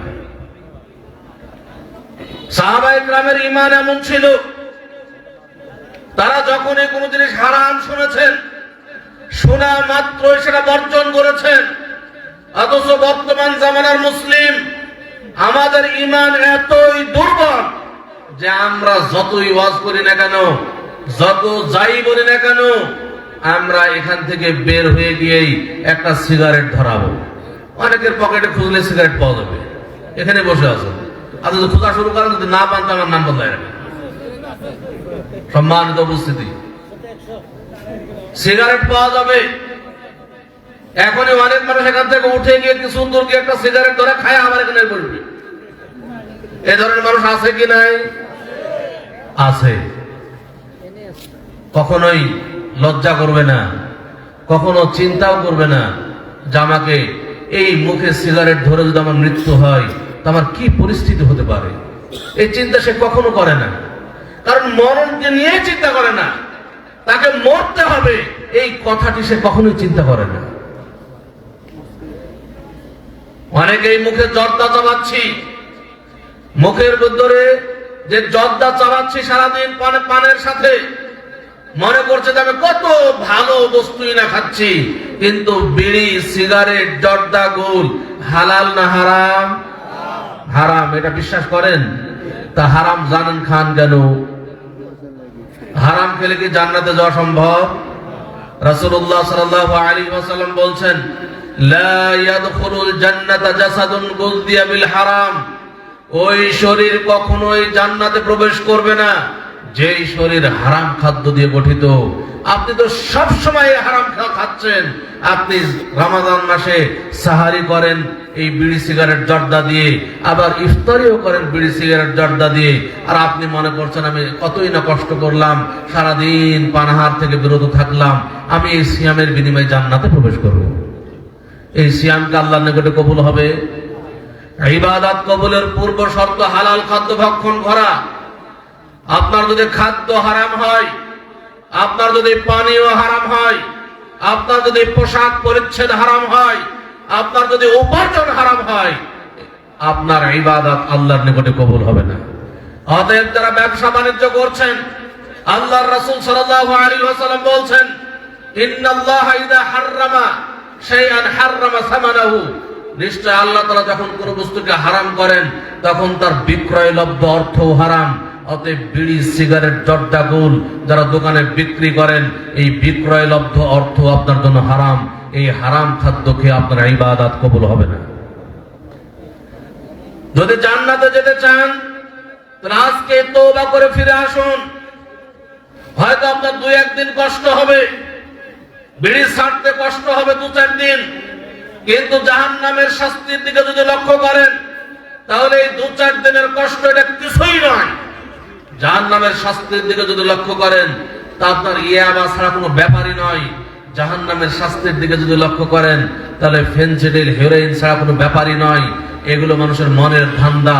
যদি আপনি আল্লাহকে ভয় করেন এগুলো কোনো কিছুই ব্যাপার নয়। সম্মানিত উপস্থিতি, সাহাবায়ে কেরাম যদি সবকিছু ছেড়ে আসতে পারেন তা আমরা পারবো না কেন? পারতেই হবে যদি জান্নাতে যেতে চান। আর যদি মনে করেন যে না, জান্নাত আমার প্রয়োজন নাই, জাহান্নামে আমার ভালো, তাহলে যত পারেন তত খান, কোনোই সমস্যা নাই। এই বিড়ি, সিগারেট, জর্দা, গোল যারা খান পান করেন তারা আসলে লজ্জা বোধ করে না। এ ব্যক্তি তো হিরোইন খোরের চাইতেও খারাপ। হিরোইন খোর তো লজ্জা করে, ওপেনলি খায় না। গাঁজা খায় যে সে গোপনে খায়, প্রকাশ্যে খায় না। কিন্তু বিড়ি, সিগারেট, জর্দা, গোল যারা খায় তারা প্রকাশ্যে সবাই গর্ব করে আর খায়, মনে করছে এটা কতই ভালো জিনিস আপনি খাচ্ছেন। সম্মানিত উপস্থিতি, আমি একটা কথা বারবার বলি, যখন একবার হজ্জে আছি, আরাফার ময়দানে বসে আছি, দেখছি এক বাংলাদেশি বুড়ো হাজি, দাড়ি টাড়ি সাদা, একটা সিগারেট ধরাইলো আরাফার ময়দানে বসে থেকে। কোন জায়গায় বসে? আরাফার ময়দানে বসে বাংলাদেশি হাজি দাড়ি পেকে সাদা হয়ে গেছে, একটা সিগারেট ধরে গেল। তখন আমি মদিনা ইউনিভার্সিটির ছাত্র, আমি তার কাছে গেলাম, বললাম যে চাচা, আপনি এত কষ্ট করে বাংলাদেশ থেকে হজ্জে এসেছেন, আপনি এই সিগারেটটা ছাড়তে পারলেন আরাফার ময়দান, এই ময়দানে এসে একটা সিগারেট আপনি ছাড়তে পারেননি। তো ওই মুরব্বী বুড়ো আমার সাথে কথাও বললো না, সিগারেটটা যে লজ্জা করে ফেলে দিবে তাও ফেললো না, তাই না শেষ করে ছাড়লো। আচ্ছা বলেন, এই বুড়োর কোনো লজ্জা শরম কিছু আছে? সবাই তার দিকে তাকাচ্ছে, আমাদেরকে লজ্জা লাগছে যে এই লোকটা যদি বাংলাদেশি না হয়ে অন্য দেশি হইতো তাহলে আমাদের একটু মান সম্মানটা ব্যস্ত, অথচ তার কোন লজ্জা লাগলো না। সম্মানিত উপস্থিতি, আমাদের লজ্জা থাকা উচিত। লজ্জাশীলতা মানুষের একটা বিরাট গুণ, যার লজ্জা নাই সে সবকিছু করতে পারে। অতএব আমাদের লজ্জাশীল হতে হবে। এই জন্য আল্লাহ রাসূল সাল্লাল্লাহু আলাইহি ওয়াসাল্লাম বলছেন, আল হায়াউ শু'বাতুম মিনাল ঈমান, লজ্জাশীলতা ঈমানের একটা অংশ, ঈমানের একটা শাখা লজ্জাশীলতা। অতএব লজ্জাশীল হবেন। এই লজ্জাশীলতার অভাবে মানুষ প্রকাশ্যে এই ধরনের হারাম খাদ্য খাচ্ছে। এই লজ্জাশীলতার অভাবেই আজকে নারী পুরুষ অবাধে মেলামেশা করছে। এই লজ্জাশীলতার অভাবেই আজকে যুবতীরা দেখেন নোংরা অর্ধনগ্ন পোশাক পরে রাস্তাঘাটে চলছে। এই লজ্জাশীলতার অভাবেই মা বাবা ভাই বোন ছেলে মেয়ে সবাই এক জায়গায় বসে থেকে একটা অশ্লীল সিনেমা দেখছে, এই লজ্জাশীলতার অভাবে। অতএব লজ্জা থাকা দরকার। একটা অশ্লীল সিনেমা টিভির সামনে বসে আছেন, মা বাবা ভাই বোন ছেলে মেয়ে একসাথে বসে আছেন, একটা নায়ককে দেখে মা যা কল্পনা করছে মেয়েও তা কল্পনা করছে, একটা নায়িকাকে দেখে বাবা যা কল্পনা করছে তার ছেলেও একই কল্পনা করছে। আপনি একটু চিন্তা করে দেখেন তো, বিষয়টি কি খুবই ভালো? কত নোংরা বিষয়, অথচ আমরা এগুলো কেউ কিছু মনেই করছে না, মনে করছে দুনিয়া হলো এনজয়ের জায়গা। সম্মানিত উপস্থিতি, অতএব যদি আমরা জান্নাতে যেতে চাই তাহলে এই ধরনের পাপ থেকে বাঁচতে হবে। রাসূলুল্লাহ সাল্লাল্লাহু আলাইহি ওয়াসাল্লাম বলছেন, মুদমিনুল খামরি কাআবিদি ওয়াসানিন, সর্বদা নেশাদার দ্রব্য পান করা মূর্তি পূজার ন্যায় অপরাধ। মূর্তি পূজা কত বড় অপরাধ! পৃথিবীতে সর্বপ্রথম শিরকের উৎপত্তি হয়েছে এই মূর্তি পূজা থেকে। হযরত নূহ আলাইহিস সালাতু ওয়াস সালামের সম্প্রদায় সর্বপ্রথম এই মূর্তি পূজা শুরু করেছিল। এই মূর্তি পূজা সবচাইতে বড় অপরাধ। পৃথিবীর বুকে যত বড় পাপ রয়েছে তার মধ্যে শিরক হচ্ছে সবচেয়ে বড় পাপ, আর শিরকের উৎপত্তি হয়েছে মূর্তি পূজা থেকে। আর রাসূলুল্লাহ সাল্লাল্লাহু আলাইহি ওয়াসাল্লাম বলছেন, সর্বদা নেশাদার দ্রব্য পান করা মূর্তি পূজার ন্যায় অপরাধ।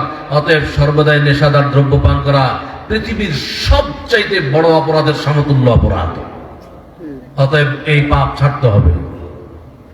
আজকে যুবকরা সিগারেট খায়, আর হুজুররা তো জর্দা খেয়ে একবারে ঠোঁট দাঁত সব লাল করে সেই ইমামতিতে দাঁড়ায়।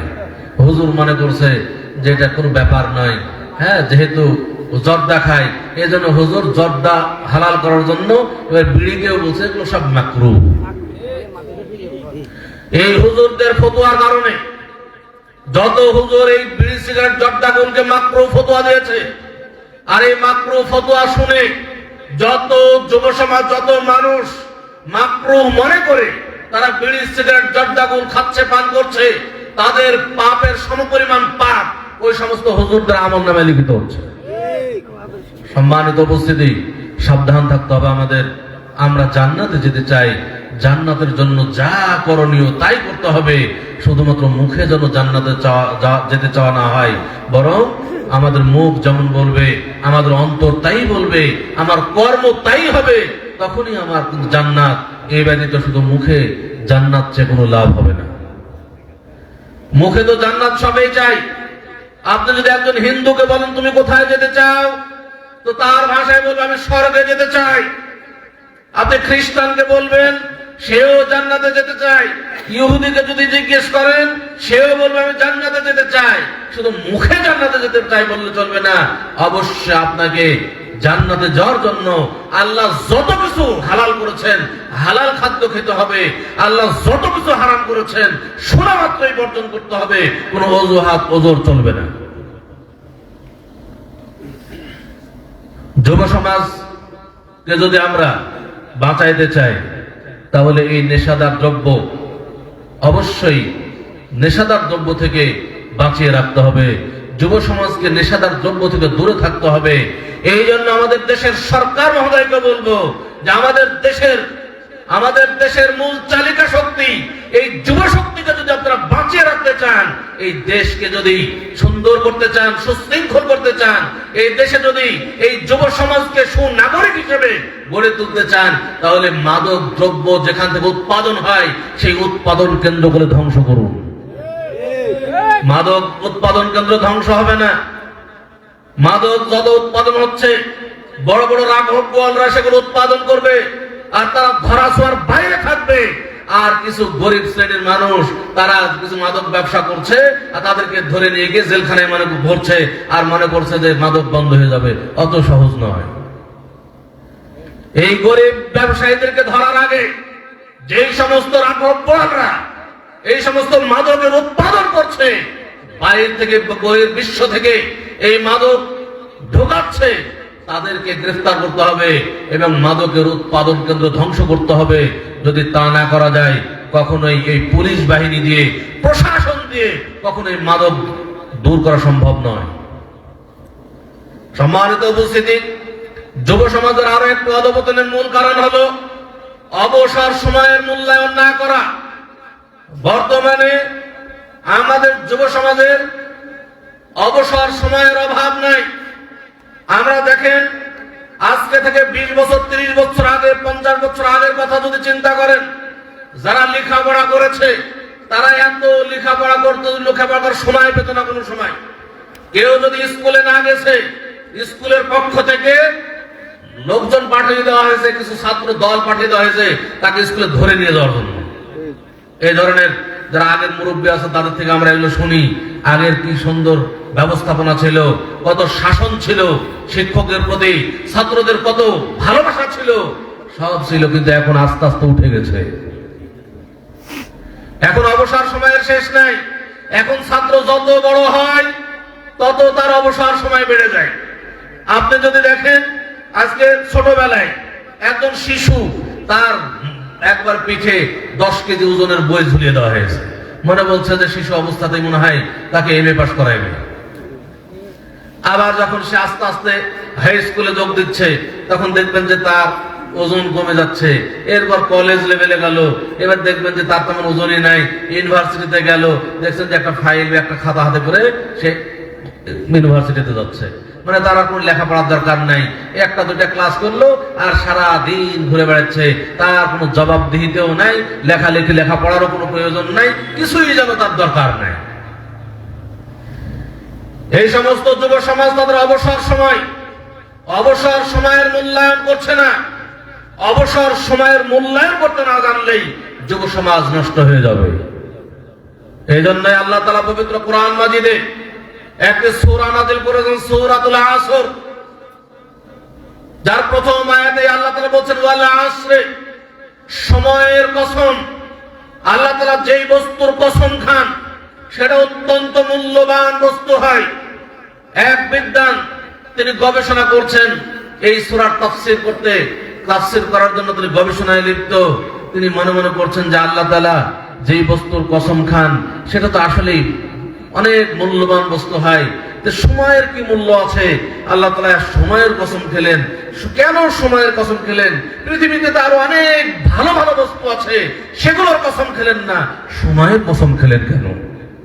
এই চিন্তায় যখন মগ্ন, তখন এক আইসক্রিম বিক্রেতার আওয়াজ তার কানে ভেসে আসলো। এক আইসক্রিম বিক্রেতা আইসক্রিম বিক্রি করছে আর চিৎকার করে বলছে, ইরহামু মাইয়াদুব রাসু মালিহি, তোমরা ওই ব্যক্তির উপরে রহম করো যার মূলধন আস্তে আস্তে শেষ হয়ে যাচ্ছে। আইসক্রিম বিক্রেতা এই কথা বলে বোঝাতে চাচ্ছেন যে তোমরা আমার আইসক্রিম কিনে আমার উপরে রহম করো। তোমরা যদি আইসক্রিম না কিনো তাহলে তো আমার আইসক্রিম আস্তে আস্তে গলে শেষ হয়ে যাচ্ছে। এই চিৎকার শুনেই ওই বিদ্বান সাথে সাথে আল্লাহর প্রশংসা করে বলে উঠলেন যে আলহামদুলিল্লাহ, আমি আমার উত্তর পেয়ে গেছি। আল্লাহ তাআলা এত কিছু থাকতে এই সময়ের কসম কেন খেলেন? এক আইসক্রিম বিক্রেতার আইসক্রিম যেমন আস্তে আস্তে গলে গলে শেষ হয়ে যাচ্ছে, অনুরূপ ভাবে প্রত্যেকটি মানুষের হায়াত এই আইসক্রিমের মতো গলে গলে শেষ হয়ে যাচ্ছে। আমরা যে একটা মিনিট, একটা সেকেন্ড, একটা ঘন্টা, একটা বছর অতিবাহিত করছি, সেটা আমাদের জীবন থেকে মাইনাস হচ্ছে।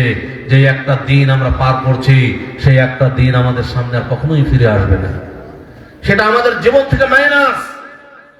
এইভাবে আস্তে আস্তে আমরা মৃত্যুর নিকটে চলে যাব। অতএব সময়ের মূল্যায়ন করতে হবে, সময়ের গুরুত্ব দিতে হবে। আমরা কেউ জানি না আমরা কখন মৃত্যুবরণ করব। যে কোনো সময় আমার আপনার নিকটে মৃত্যু এসে হাজির হয়ে যাবে। যখন মৃত্যু এসে উপস্থিত হবে, তখন কিন্তু সংশোধনের কোনো উপায় থাকবে না। অতএব যতদিন দুনিয়াতে বেঁচে আছি, যতটুকু সময় দুনিয়াতে বেঁচে আছি, এই সময়ের মূল্যায়ন করি আর মনে করি হতে পারে এটাই আমার জন্য শেষ সময়, এটাই আমার জন্য শেষ সময়। আমরা কিছু ভালো কাজ করার চেষ্টা করি। আল্লাহ রাসূল সাল্লাল্লাহু আলাইহি ওয়াসাল্লাম বলছেন, ইন্নামাল আ'মালু বিল খাওয়াতিম, নিশ্চয় শেষ আমল যার ভালো হবে তার পরকাল ভালো হবে। শেষ আমল কোনটা হবে? আমরা তো কেউ জানি না আমার মৃত্যু কখন হবে। অতএব প্রতিটি মুহূর্তই মনে করতে হবে হতে পারে এটা আমার শেষ সময়। যখনই কোনো ভালো কাজ করার সময় আসবে, তখনই ভালো কাজ করব, আমার শেষ আমলটা যেন ভালো হয়, এই চিন্তা সবসময় করব। রাসূলুল্লাহ সাল্লাল্লাহু আলাইহি ওয়াসাল্লাম বলছেন, মান ক্বালা লা ইলাহা ইল্লাল্লাহ ইবতিগা ওয়াজহিল্লাহ, যে ব্যক্তি আল্লাহর সন্তুষ্টির জন্য একবার লা ইলাহা ইল্লাল্লাহ বলবে, খুতিমা লাহু বিহা, আর এই লা ইলাহা ইল্লাল্লাহ বলাটাই যদি তার শেষ আমল হয়, দাখালাল জান্নাহ, সে জান্নাতে প্রবেশ করবে। আচ্ছা বলেন তো, লা ইলাহা ইল্লাল্লাহ বলতে কোনো টাকা পয়সা খরচ হয়? লা ইলাহা ইল্লাল্লাহ বলতে কি আপনার সময় নষ্ট হয়? লা ইলাহা ইল্লাল্লাহ বলতে কি ওযু করার দরকার আছে? লা ইলাহা ইল্লাল্লাহ বলবো, আপনি মাঠে কাজ করছেন বলুন লা ইলাহা ইল্লাল্লাহ, গাড়ি ড্রাইভিং করছেন বলুন লা ইলাহা ইল্লাল্লাহ, যে কোনো কাজ করছেন বলুন লা ইলাহা ইল্লাল্লাহ। মনে মনে করেন হতে পারে এটাই আমার জন্য শেষ আমল, সহজ আমল। একজন ব্যক্তি যদি সবসময় মনে করে যে এটাই আমার মনে হয় শেষ সময় হতে পারে, তার মুখে সিগারেট থাকা কোনো সম্ভব নয়। একজন মানুষ যখন সবসময় ভাববে হতে পারে এটাই আমার শেষ সময়, তার মুখে হিরোইন ওঠা সম্ভব নয়, তার মুখে গাঞ্জা ওঠা সম্ভব নয়, তার বিভিন্ন পাপাচারে লিপ্ত হওয়া সম্ভব নয়। সে সবসময় ভাববে, হায় আমার মুখে সিগারেট থাকা অবস্থায় যদি আমার মৃত্যু হয়ে যায়, আমার কি অবস্থা হতে পারে। এই ভাবনা সবসময় থাকতে হবে, এই ভাবতে হবে যে আমার শেষ সময় হতে পারে এটাই। যত ভালো কাজ করা সম্ভব ভালো কাজগুলো করে যেতে হবে।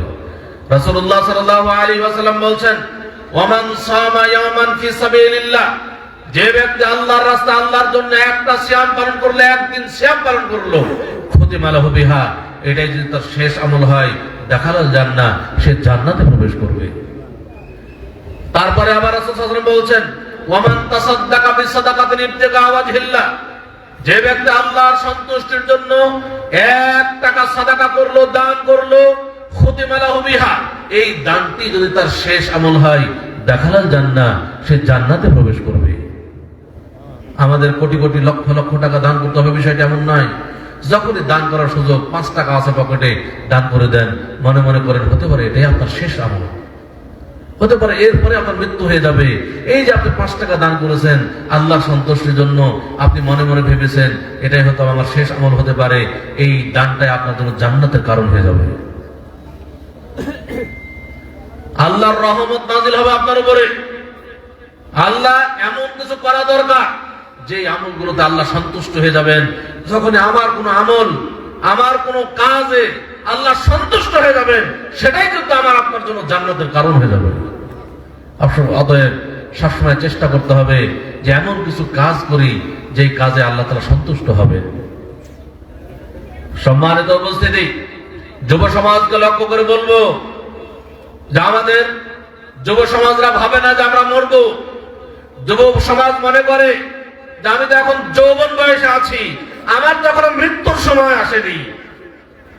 আচ্ছা বলেন তো, মৃত্যুর কি কোনো সময় আছে? মৃত্যুর কি কোনো বয়স আছে?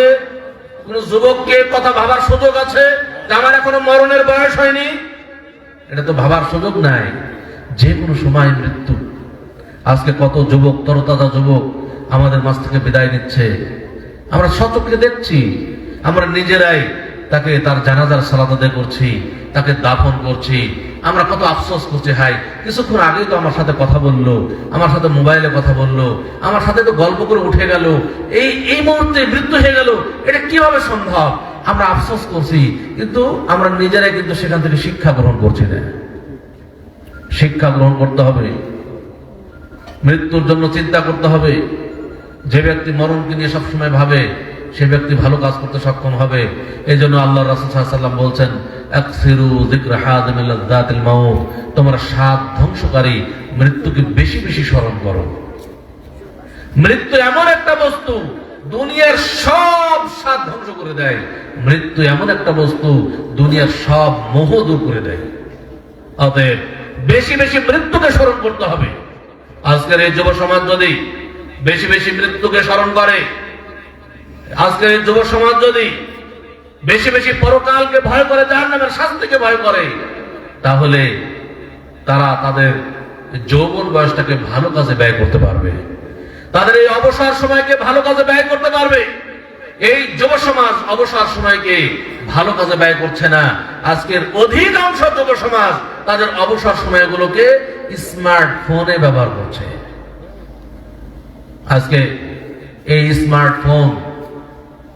স্মার্টফোন এমন হয়েছে যে তার মাধ্যমে আমাদের সব সময় নষ্ট হয়ে যাচ্ছে। যুব সমাজ ধ্বংসের মূল কারণ এখন কিন্তু স্মার্টফোন। আজকে থেকে বেশি দিনের কথা নয়, আমরাই তো আমাদের জীবনে স্মার্টফোন দেখিনি, আমাদের ছাত্র জীবনে। আমি যখন রাজশাহী ইউনিভার্সিটির ছাত্র, তখন একজনের মোবাইল আমি দেখেছি, নিজে তো নাই, একজনের মোবাইল দেখলাম যে একটা বাটন ফোন। আমি যেই ম্যাচে থাকতাম ওই ম্যাচের একজন একটা বাটন ফোন কিনেছে। আমি বললাম যে ভাই দেখান তো মোবাইলটা কেমন জিনিস। মোবাইল ধরলাম, আর একটা কল এসছে, আর ভাইব্রেশন দেওয়া আছে, মোবাইল কেঁপে উঠেছে, আমি ফেলে দিচ্ছি, কাঁপছে কি জন্য। এটা আমার জীবনের ঘটনা। তাহলে কয়েকদিন আগে আমরা মোবাইল ফোন দেখিনি।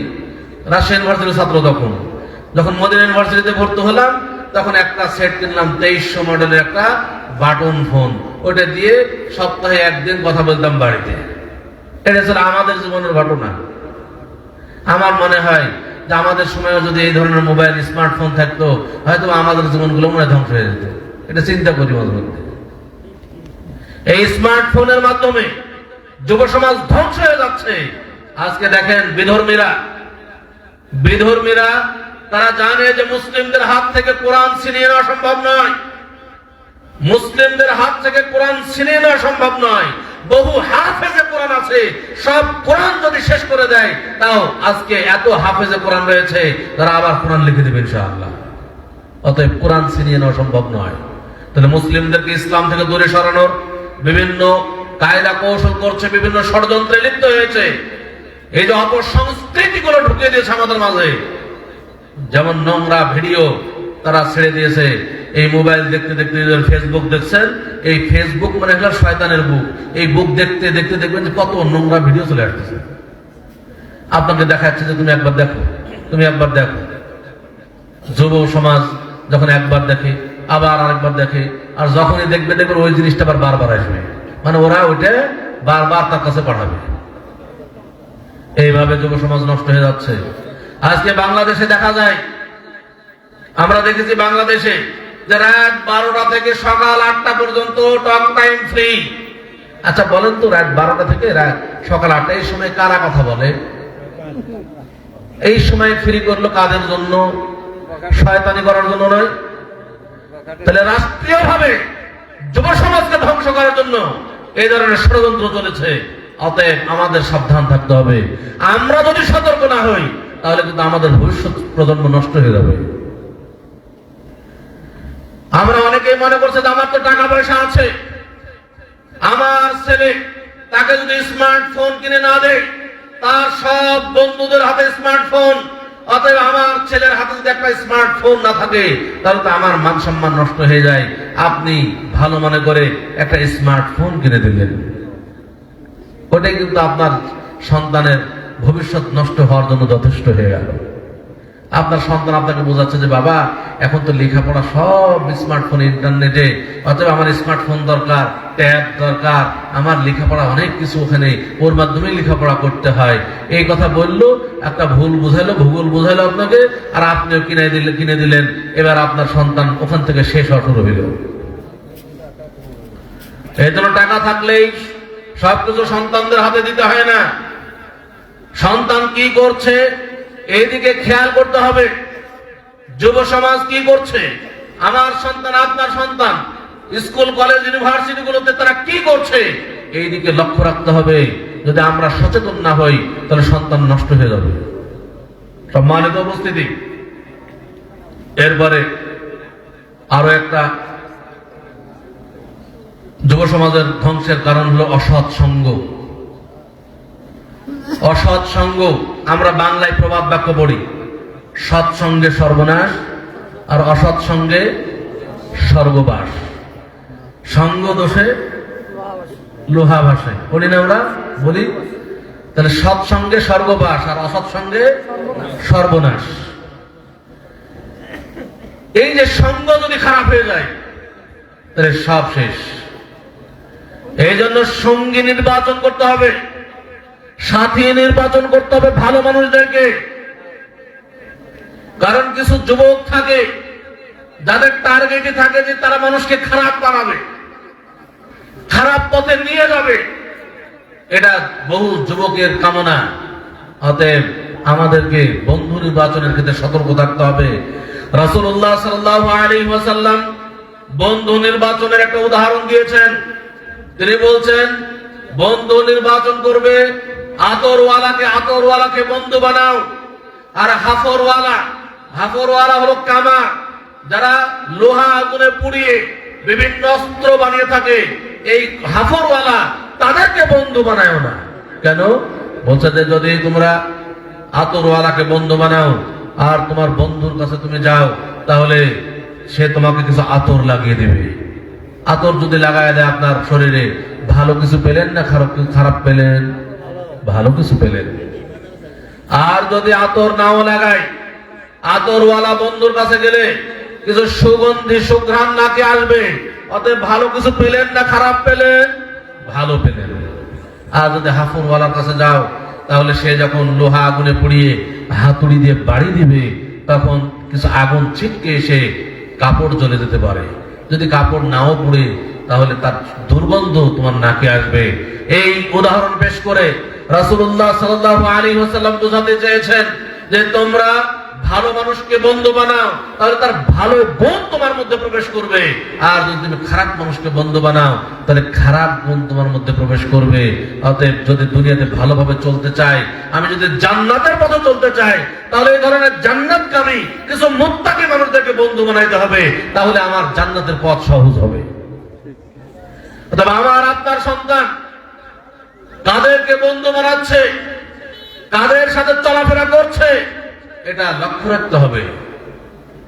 বর্তমানে দুঃখ লাগে যে পিতা মাতায় আবার একজন তার মেয়েকে বয়ফ্রেন্ড নির্বাচন করে দেয়, বয়ফ্রেন্ড বানানোর জন্য সহযোগিতা করে, আবার ছেলেদেরকে গার্লফ্রেন্ড বানানোর জন্য সহযোগিতা করে।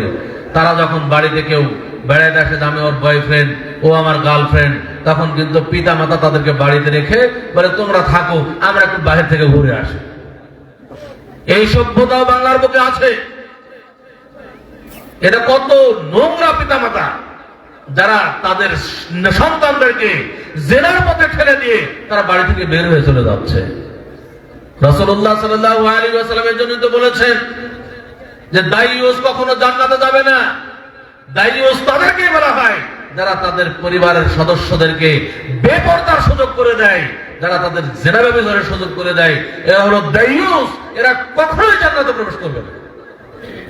সম্মানিত উপস্থিতি, অতএব আমাদের সতর্ক থাকতে হবে।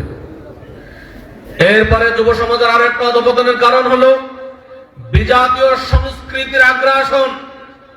আমরা আমাদের মুসলিম সমাজে মুসলিম সংস্কৃতিকে বাদ দিয়ে বিজাতীয় সংস্কৃতি আমাদের মাঝে ঢুকে পড়েছে, আর সেগুলোই আমরা খুব ফলাও ভাবে পালন করছি, অথচ ইসলামী সংস্কৃতি আমাদের ভালো লাগে না। আজকে দেখেন বিভিন্ন মানুষের বার্থডে পালন করছে, বার্থডে পালন করতে গিয়ে হাজার হাজার লক্ষ লক্ষ টাকা খরচ করছে এবং সবাইকে দাওয়াত দিয়ে নারী পুরুষ সকলে এক জায়গায় যে আনন্দ ফুর্তি করছে, বেপরদা হয়ে চলছে। এর মাধ্যমে কিন্তু এই অনুষ্ঠানের মাধ্যমেই একজন যুবক যুবতী একাকার হয়ে যাচ্ছে এবং তারা তাদের চরিত্র নষ্ট করে ফেলছে। রাসূলুল্লাহ সাল্লাল্লাহু আলাইহি ওয়াসাল্লাম, সাহাবায়ে কেরাম, তাবেঈনে ইজম বা ইসলামের সংস্কৃতির অন্তর্ভুক্ত নয় এই বার্থডে পালন করা। অতএব এই বার্থডেতে কেক কেটে অনেকে অনেক কিছু মনে করছে, বর্তমান জামানার সভ্যতা মনে করছে, অথচ এটা বিজাতীয় সংস্কৃতি।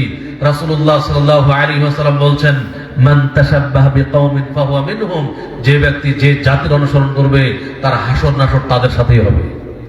আচ্ছা বলেন তো, আপনার হাসর ইহুদিদের সাথে হোক, এটা চান? আপনার হাসর খ্রিস্টানদের সাথে হোক, এটা আপনারা চান?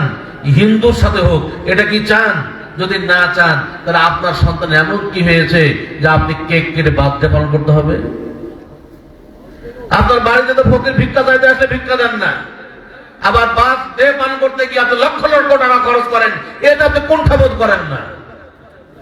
সম্মানিত উপস্থিতি, আপনার বাড়ির আশেপাশে কি আপনি কোনো খোঁজ খবর নিয়ে দেখেছেন? আপনার বাড়ির পাশেই কত গরিব মানুষ, তারা অনাহারে রয়েছে, কত কষ্টে রয়েছে, কত অসুস্থ ব্যক্তি যারা তাদের চিকিৎসার টাকা পাচ্ছে না। কত মেডিকেলে যেয়ে দেখেন কত রোগী তারা চিকিৎসার অভাবে, টাকা পয়সার অভাবে কাতরাচ্ছে, মৃত্যু মুখে পতিত হয়ে আছে, অথচ তাদের সাহায্যে আপনার কোন কিছুই আসে না। আপনি আপনার সন্তানের বার্থডে পালন করছেন, আপনি আপনার সন্তানের নাক ফোড়ানোর অনুষ্ঠান পালন করছেন।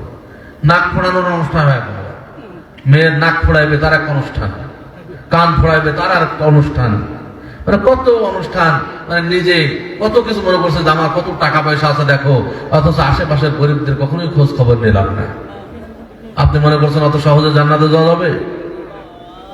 জান্নাত অত সহজ নয়। জান্নাতে যেতে চাইলে ত্যাগ স্বীকার করতে হবে।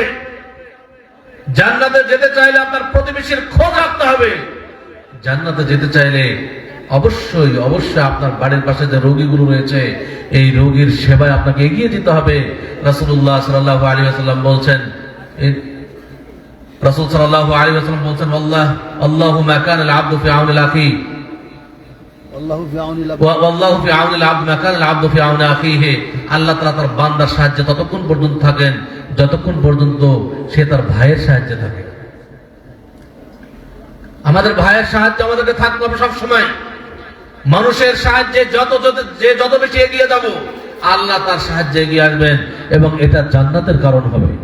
যুব সমাজকে বলবো, এই যুব সমাজই পারবে মানুষের সাহায্যে এগিয়ে যেতে, অতএব এই সাহায্যে আমাদের এগিয়ে যেতে হবে।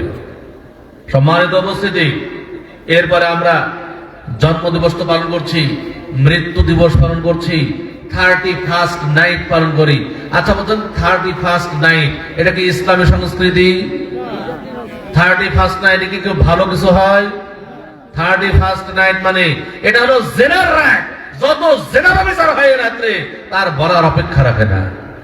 এই গত 31st নাইটে সেই দিন আমি ঢাকাতে ছিলাম, বংশাল বাংলাদেশ আলের যুব সংঘের অফিসে সেদিন ছিলাম।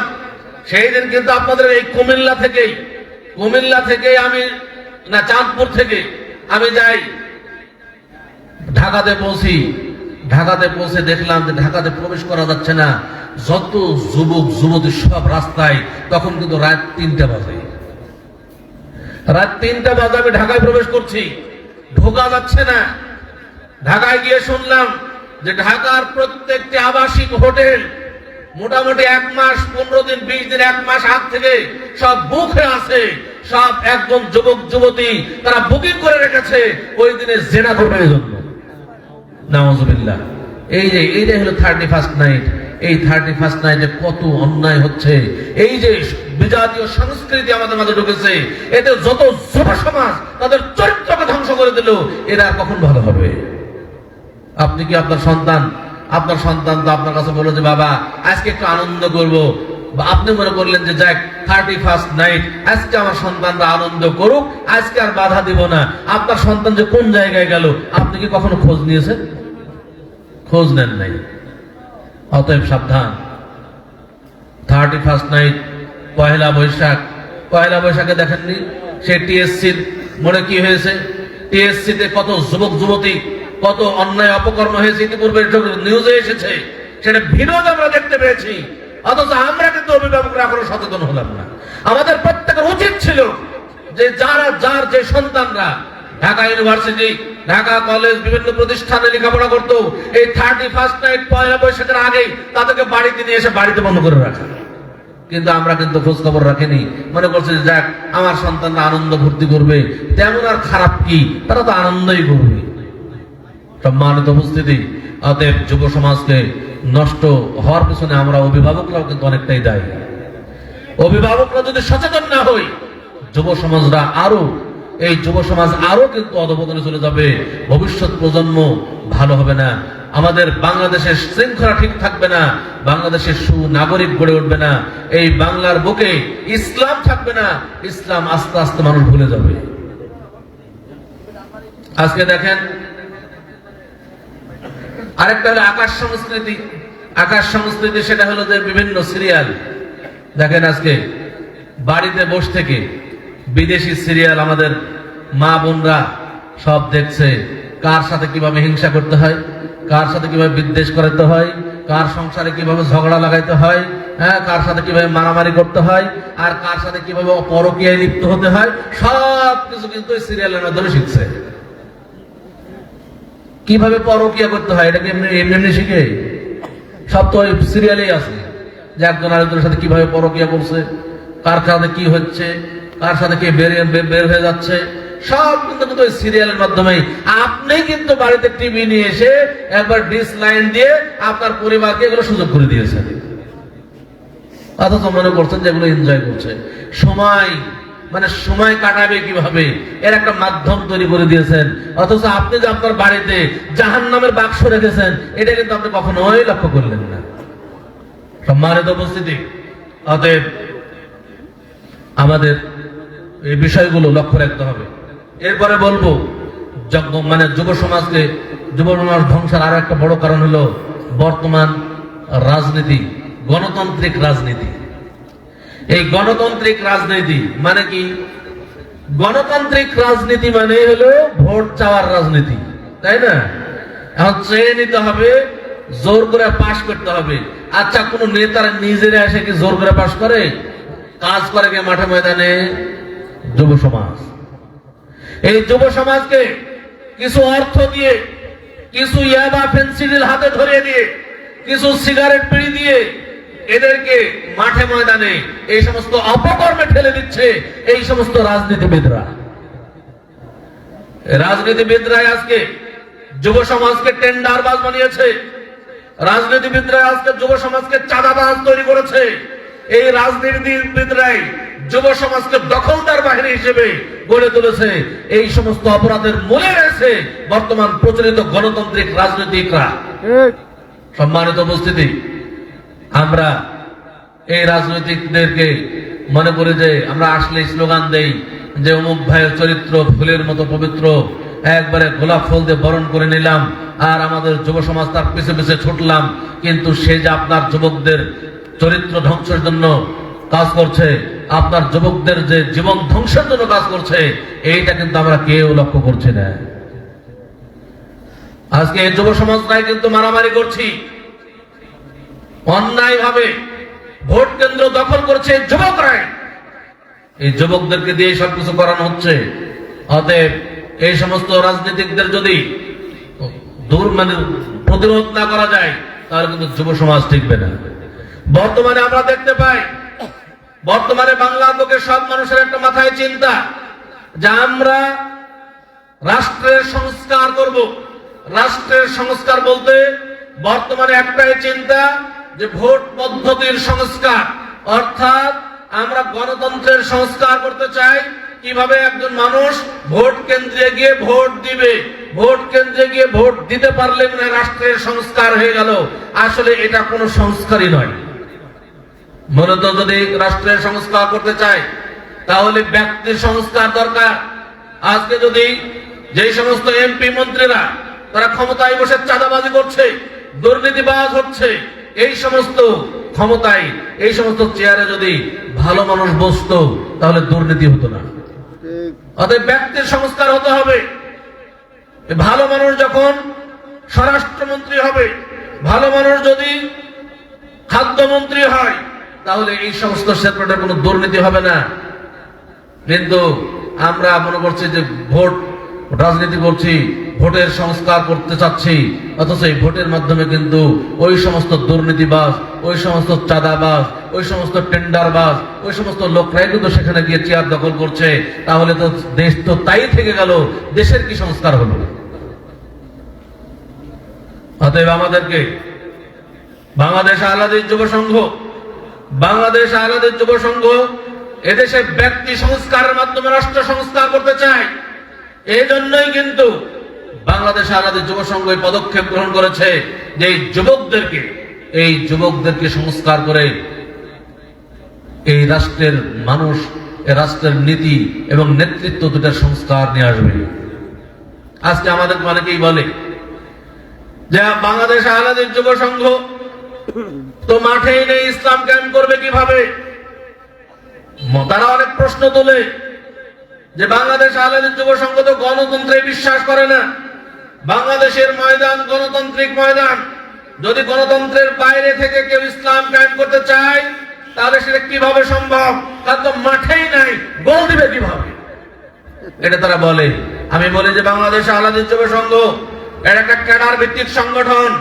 বাংলাদেশ আহলাদিস যুব সংঘ সবসময় প্রস্তুত আছে, তারা কর্মী বাহিনী আছে, কেন্দ্রীয় কাউন্সিল সদস্য আছে, তারা তৈরি করছে একটা দেশের কিভাবে চেয়ারম্যান চলবে, কিভাবে মেম্বার তৈরি হবে, কিভাবে এমপি মন্ত্রী তৈরি হবে, সব প্রস্তুতি রয়েছে। কিন্তু আমরা বলতে চাই যে যারা গণতান্ত্রিক মাঠে বসে মাঠের মধ্যে থেকে যারা গোল দেওয়ার চেষ্টা করছেন, তারা কেউ ফাউল করছেন, কেউ অফসাইড থেকে গোল দিচ্ছেন, কেউ মানুষকে মেরে কেটে জোর করে বল গোলের মধ্যে নিয়ে যাওয়ার চেষ্টা করছেন, আর কেউ অফসাইড থেকে গোল দেওয়ার চেষ্টা করছেন। আচ্ছা বলেন তো, ফাউল করে গোল দিলে, অফসাইড করে গোল দিলে এই গোল হিসেবে গণ্য হবে? গোল হিসেবে গণ্য হবে না। আমরা বাংলাদেশ যুব সংঘ বলতে চাই যে জোর করে ক্ষমতা দখল করে কখনো ইসলাম কায়েম হবে না, এটা ফাউল। আবার ভোট চেয়ে নেওয়ার মাধ্যমে ক্ষমতা দখল করেও কখনো ইসলাম কায়েম হবে না। কারণ রাসূলুল্লাহ সাল্লাল্লাহু আলাইহি ওয়াসাল্লাম বলছেন, লা তাসআলিল ইমারা, তোমরা নেতৃত্বে চেও না। অতএব নেতৃত্ব চেয়ে নিয়ে যারা ক্ষমতা দখল করতে যাচ্ছেন তারা অফসাইডে রয়েছেন। অতএব আপনারা যতই গোল দেওয়ার চেষ্টা করেন সম্ভব নয়। বাংলাদেশ আহলাদিস যুব সংঘ মাঠে আছে, এই ফাউলও নয়, অফসাইডও নয়, সব নিয়ম কানুন মেনে, ইসলামিক পদ্ধতি রীতিনীতি মেনে গোল দেওয়ার চেষ্টা করছে, যেন গোল হিসেবে গণ্য হয়। সম্মানিত উপস্থিতি, অতএব আসুন বাংলাদেশ আহলাদিস যুব সংঘকে বোঝার চেষ্টা করি, বাংলাদেশ আহলাদিস যুব সংঘের রাজনীতি বোঝার চেষ্টা করি, ইমারত ইসলামী খেলাফত। অতএব এই বিষয়গুলো যদি আমরা বুঝি তাহলেই সব সমস্যা দূর হয়ে যাবে। আমাদের যুব সমাজকে আজকে বিভিন্ন দিকে এই ধরনের যুক্তি খাড়া করে যুব সমাজকে তো বিভ্রান্ত করার চেষ্টা করা হচ্ছে।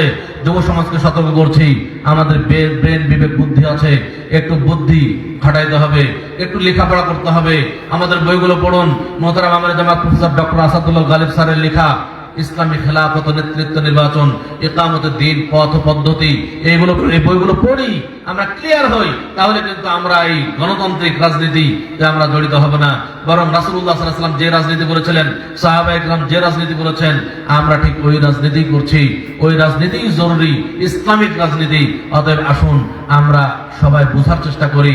বাংলাদেশ আহলাদিস যুব সংঘে যোগ দিয়ে আমরা বাংলাদেশের যুব সংঘের মাধ্যমে এদেশের যুব সমাজকে ঐক্যবদ্ধ করার চেষ্টা করি এবং এদেশ থেকে অন্যায়, অত্যাচার, পাপাচার দূরীভূত করে এই দেশকে একটা সুশৃঙ্খল এবং সুন্দর রাষ্ট্রে পরিণত করি। আল্লাহ তাআলা আমাদের সেই তৌফিক দান করুন। পরিশেষে আমি সকলকে দাওয়াত দিতে চাই, আহলে হাদিস আন্দোলন বাংলাদেশের উদ্যোগে আয়োজিত বাৎসরিক তাবলীগে ইসলাম 2025 আগামী 13 এবং 14 ফেব্রুয়ারি, মানে সামনে মাসেই আর রাজশাহী নওদাবাড়িতে অনুষ্ঠিত হবে ইনশাআল্লাহ। সেখানে আপনারা সবাই আমন্ত্রিত, সবাই সেখানে যোগদান করার চেষ্টা করবেন ইনশাআল্লাহ। এই আহ্বান রেখে আমি আমার আলোচনা এখানে শেষ করছি। আকুলু কওলি হাযা ওয়া আস্তাগফিরুল্লাহ লি ওয়া লাকুম লিসাইরিল মুসলিমিন ফাস্তাগফিরুহু ইন্নাহু হুয়াল গফুরুর রহিম। আসসালামু আলাইকুম।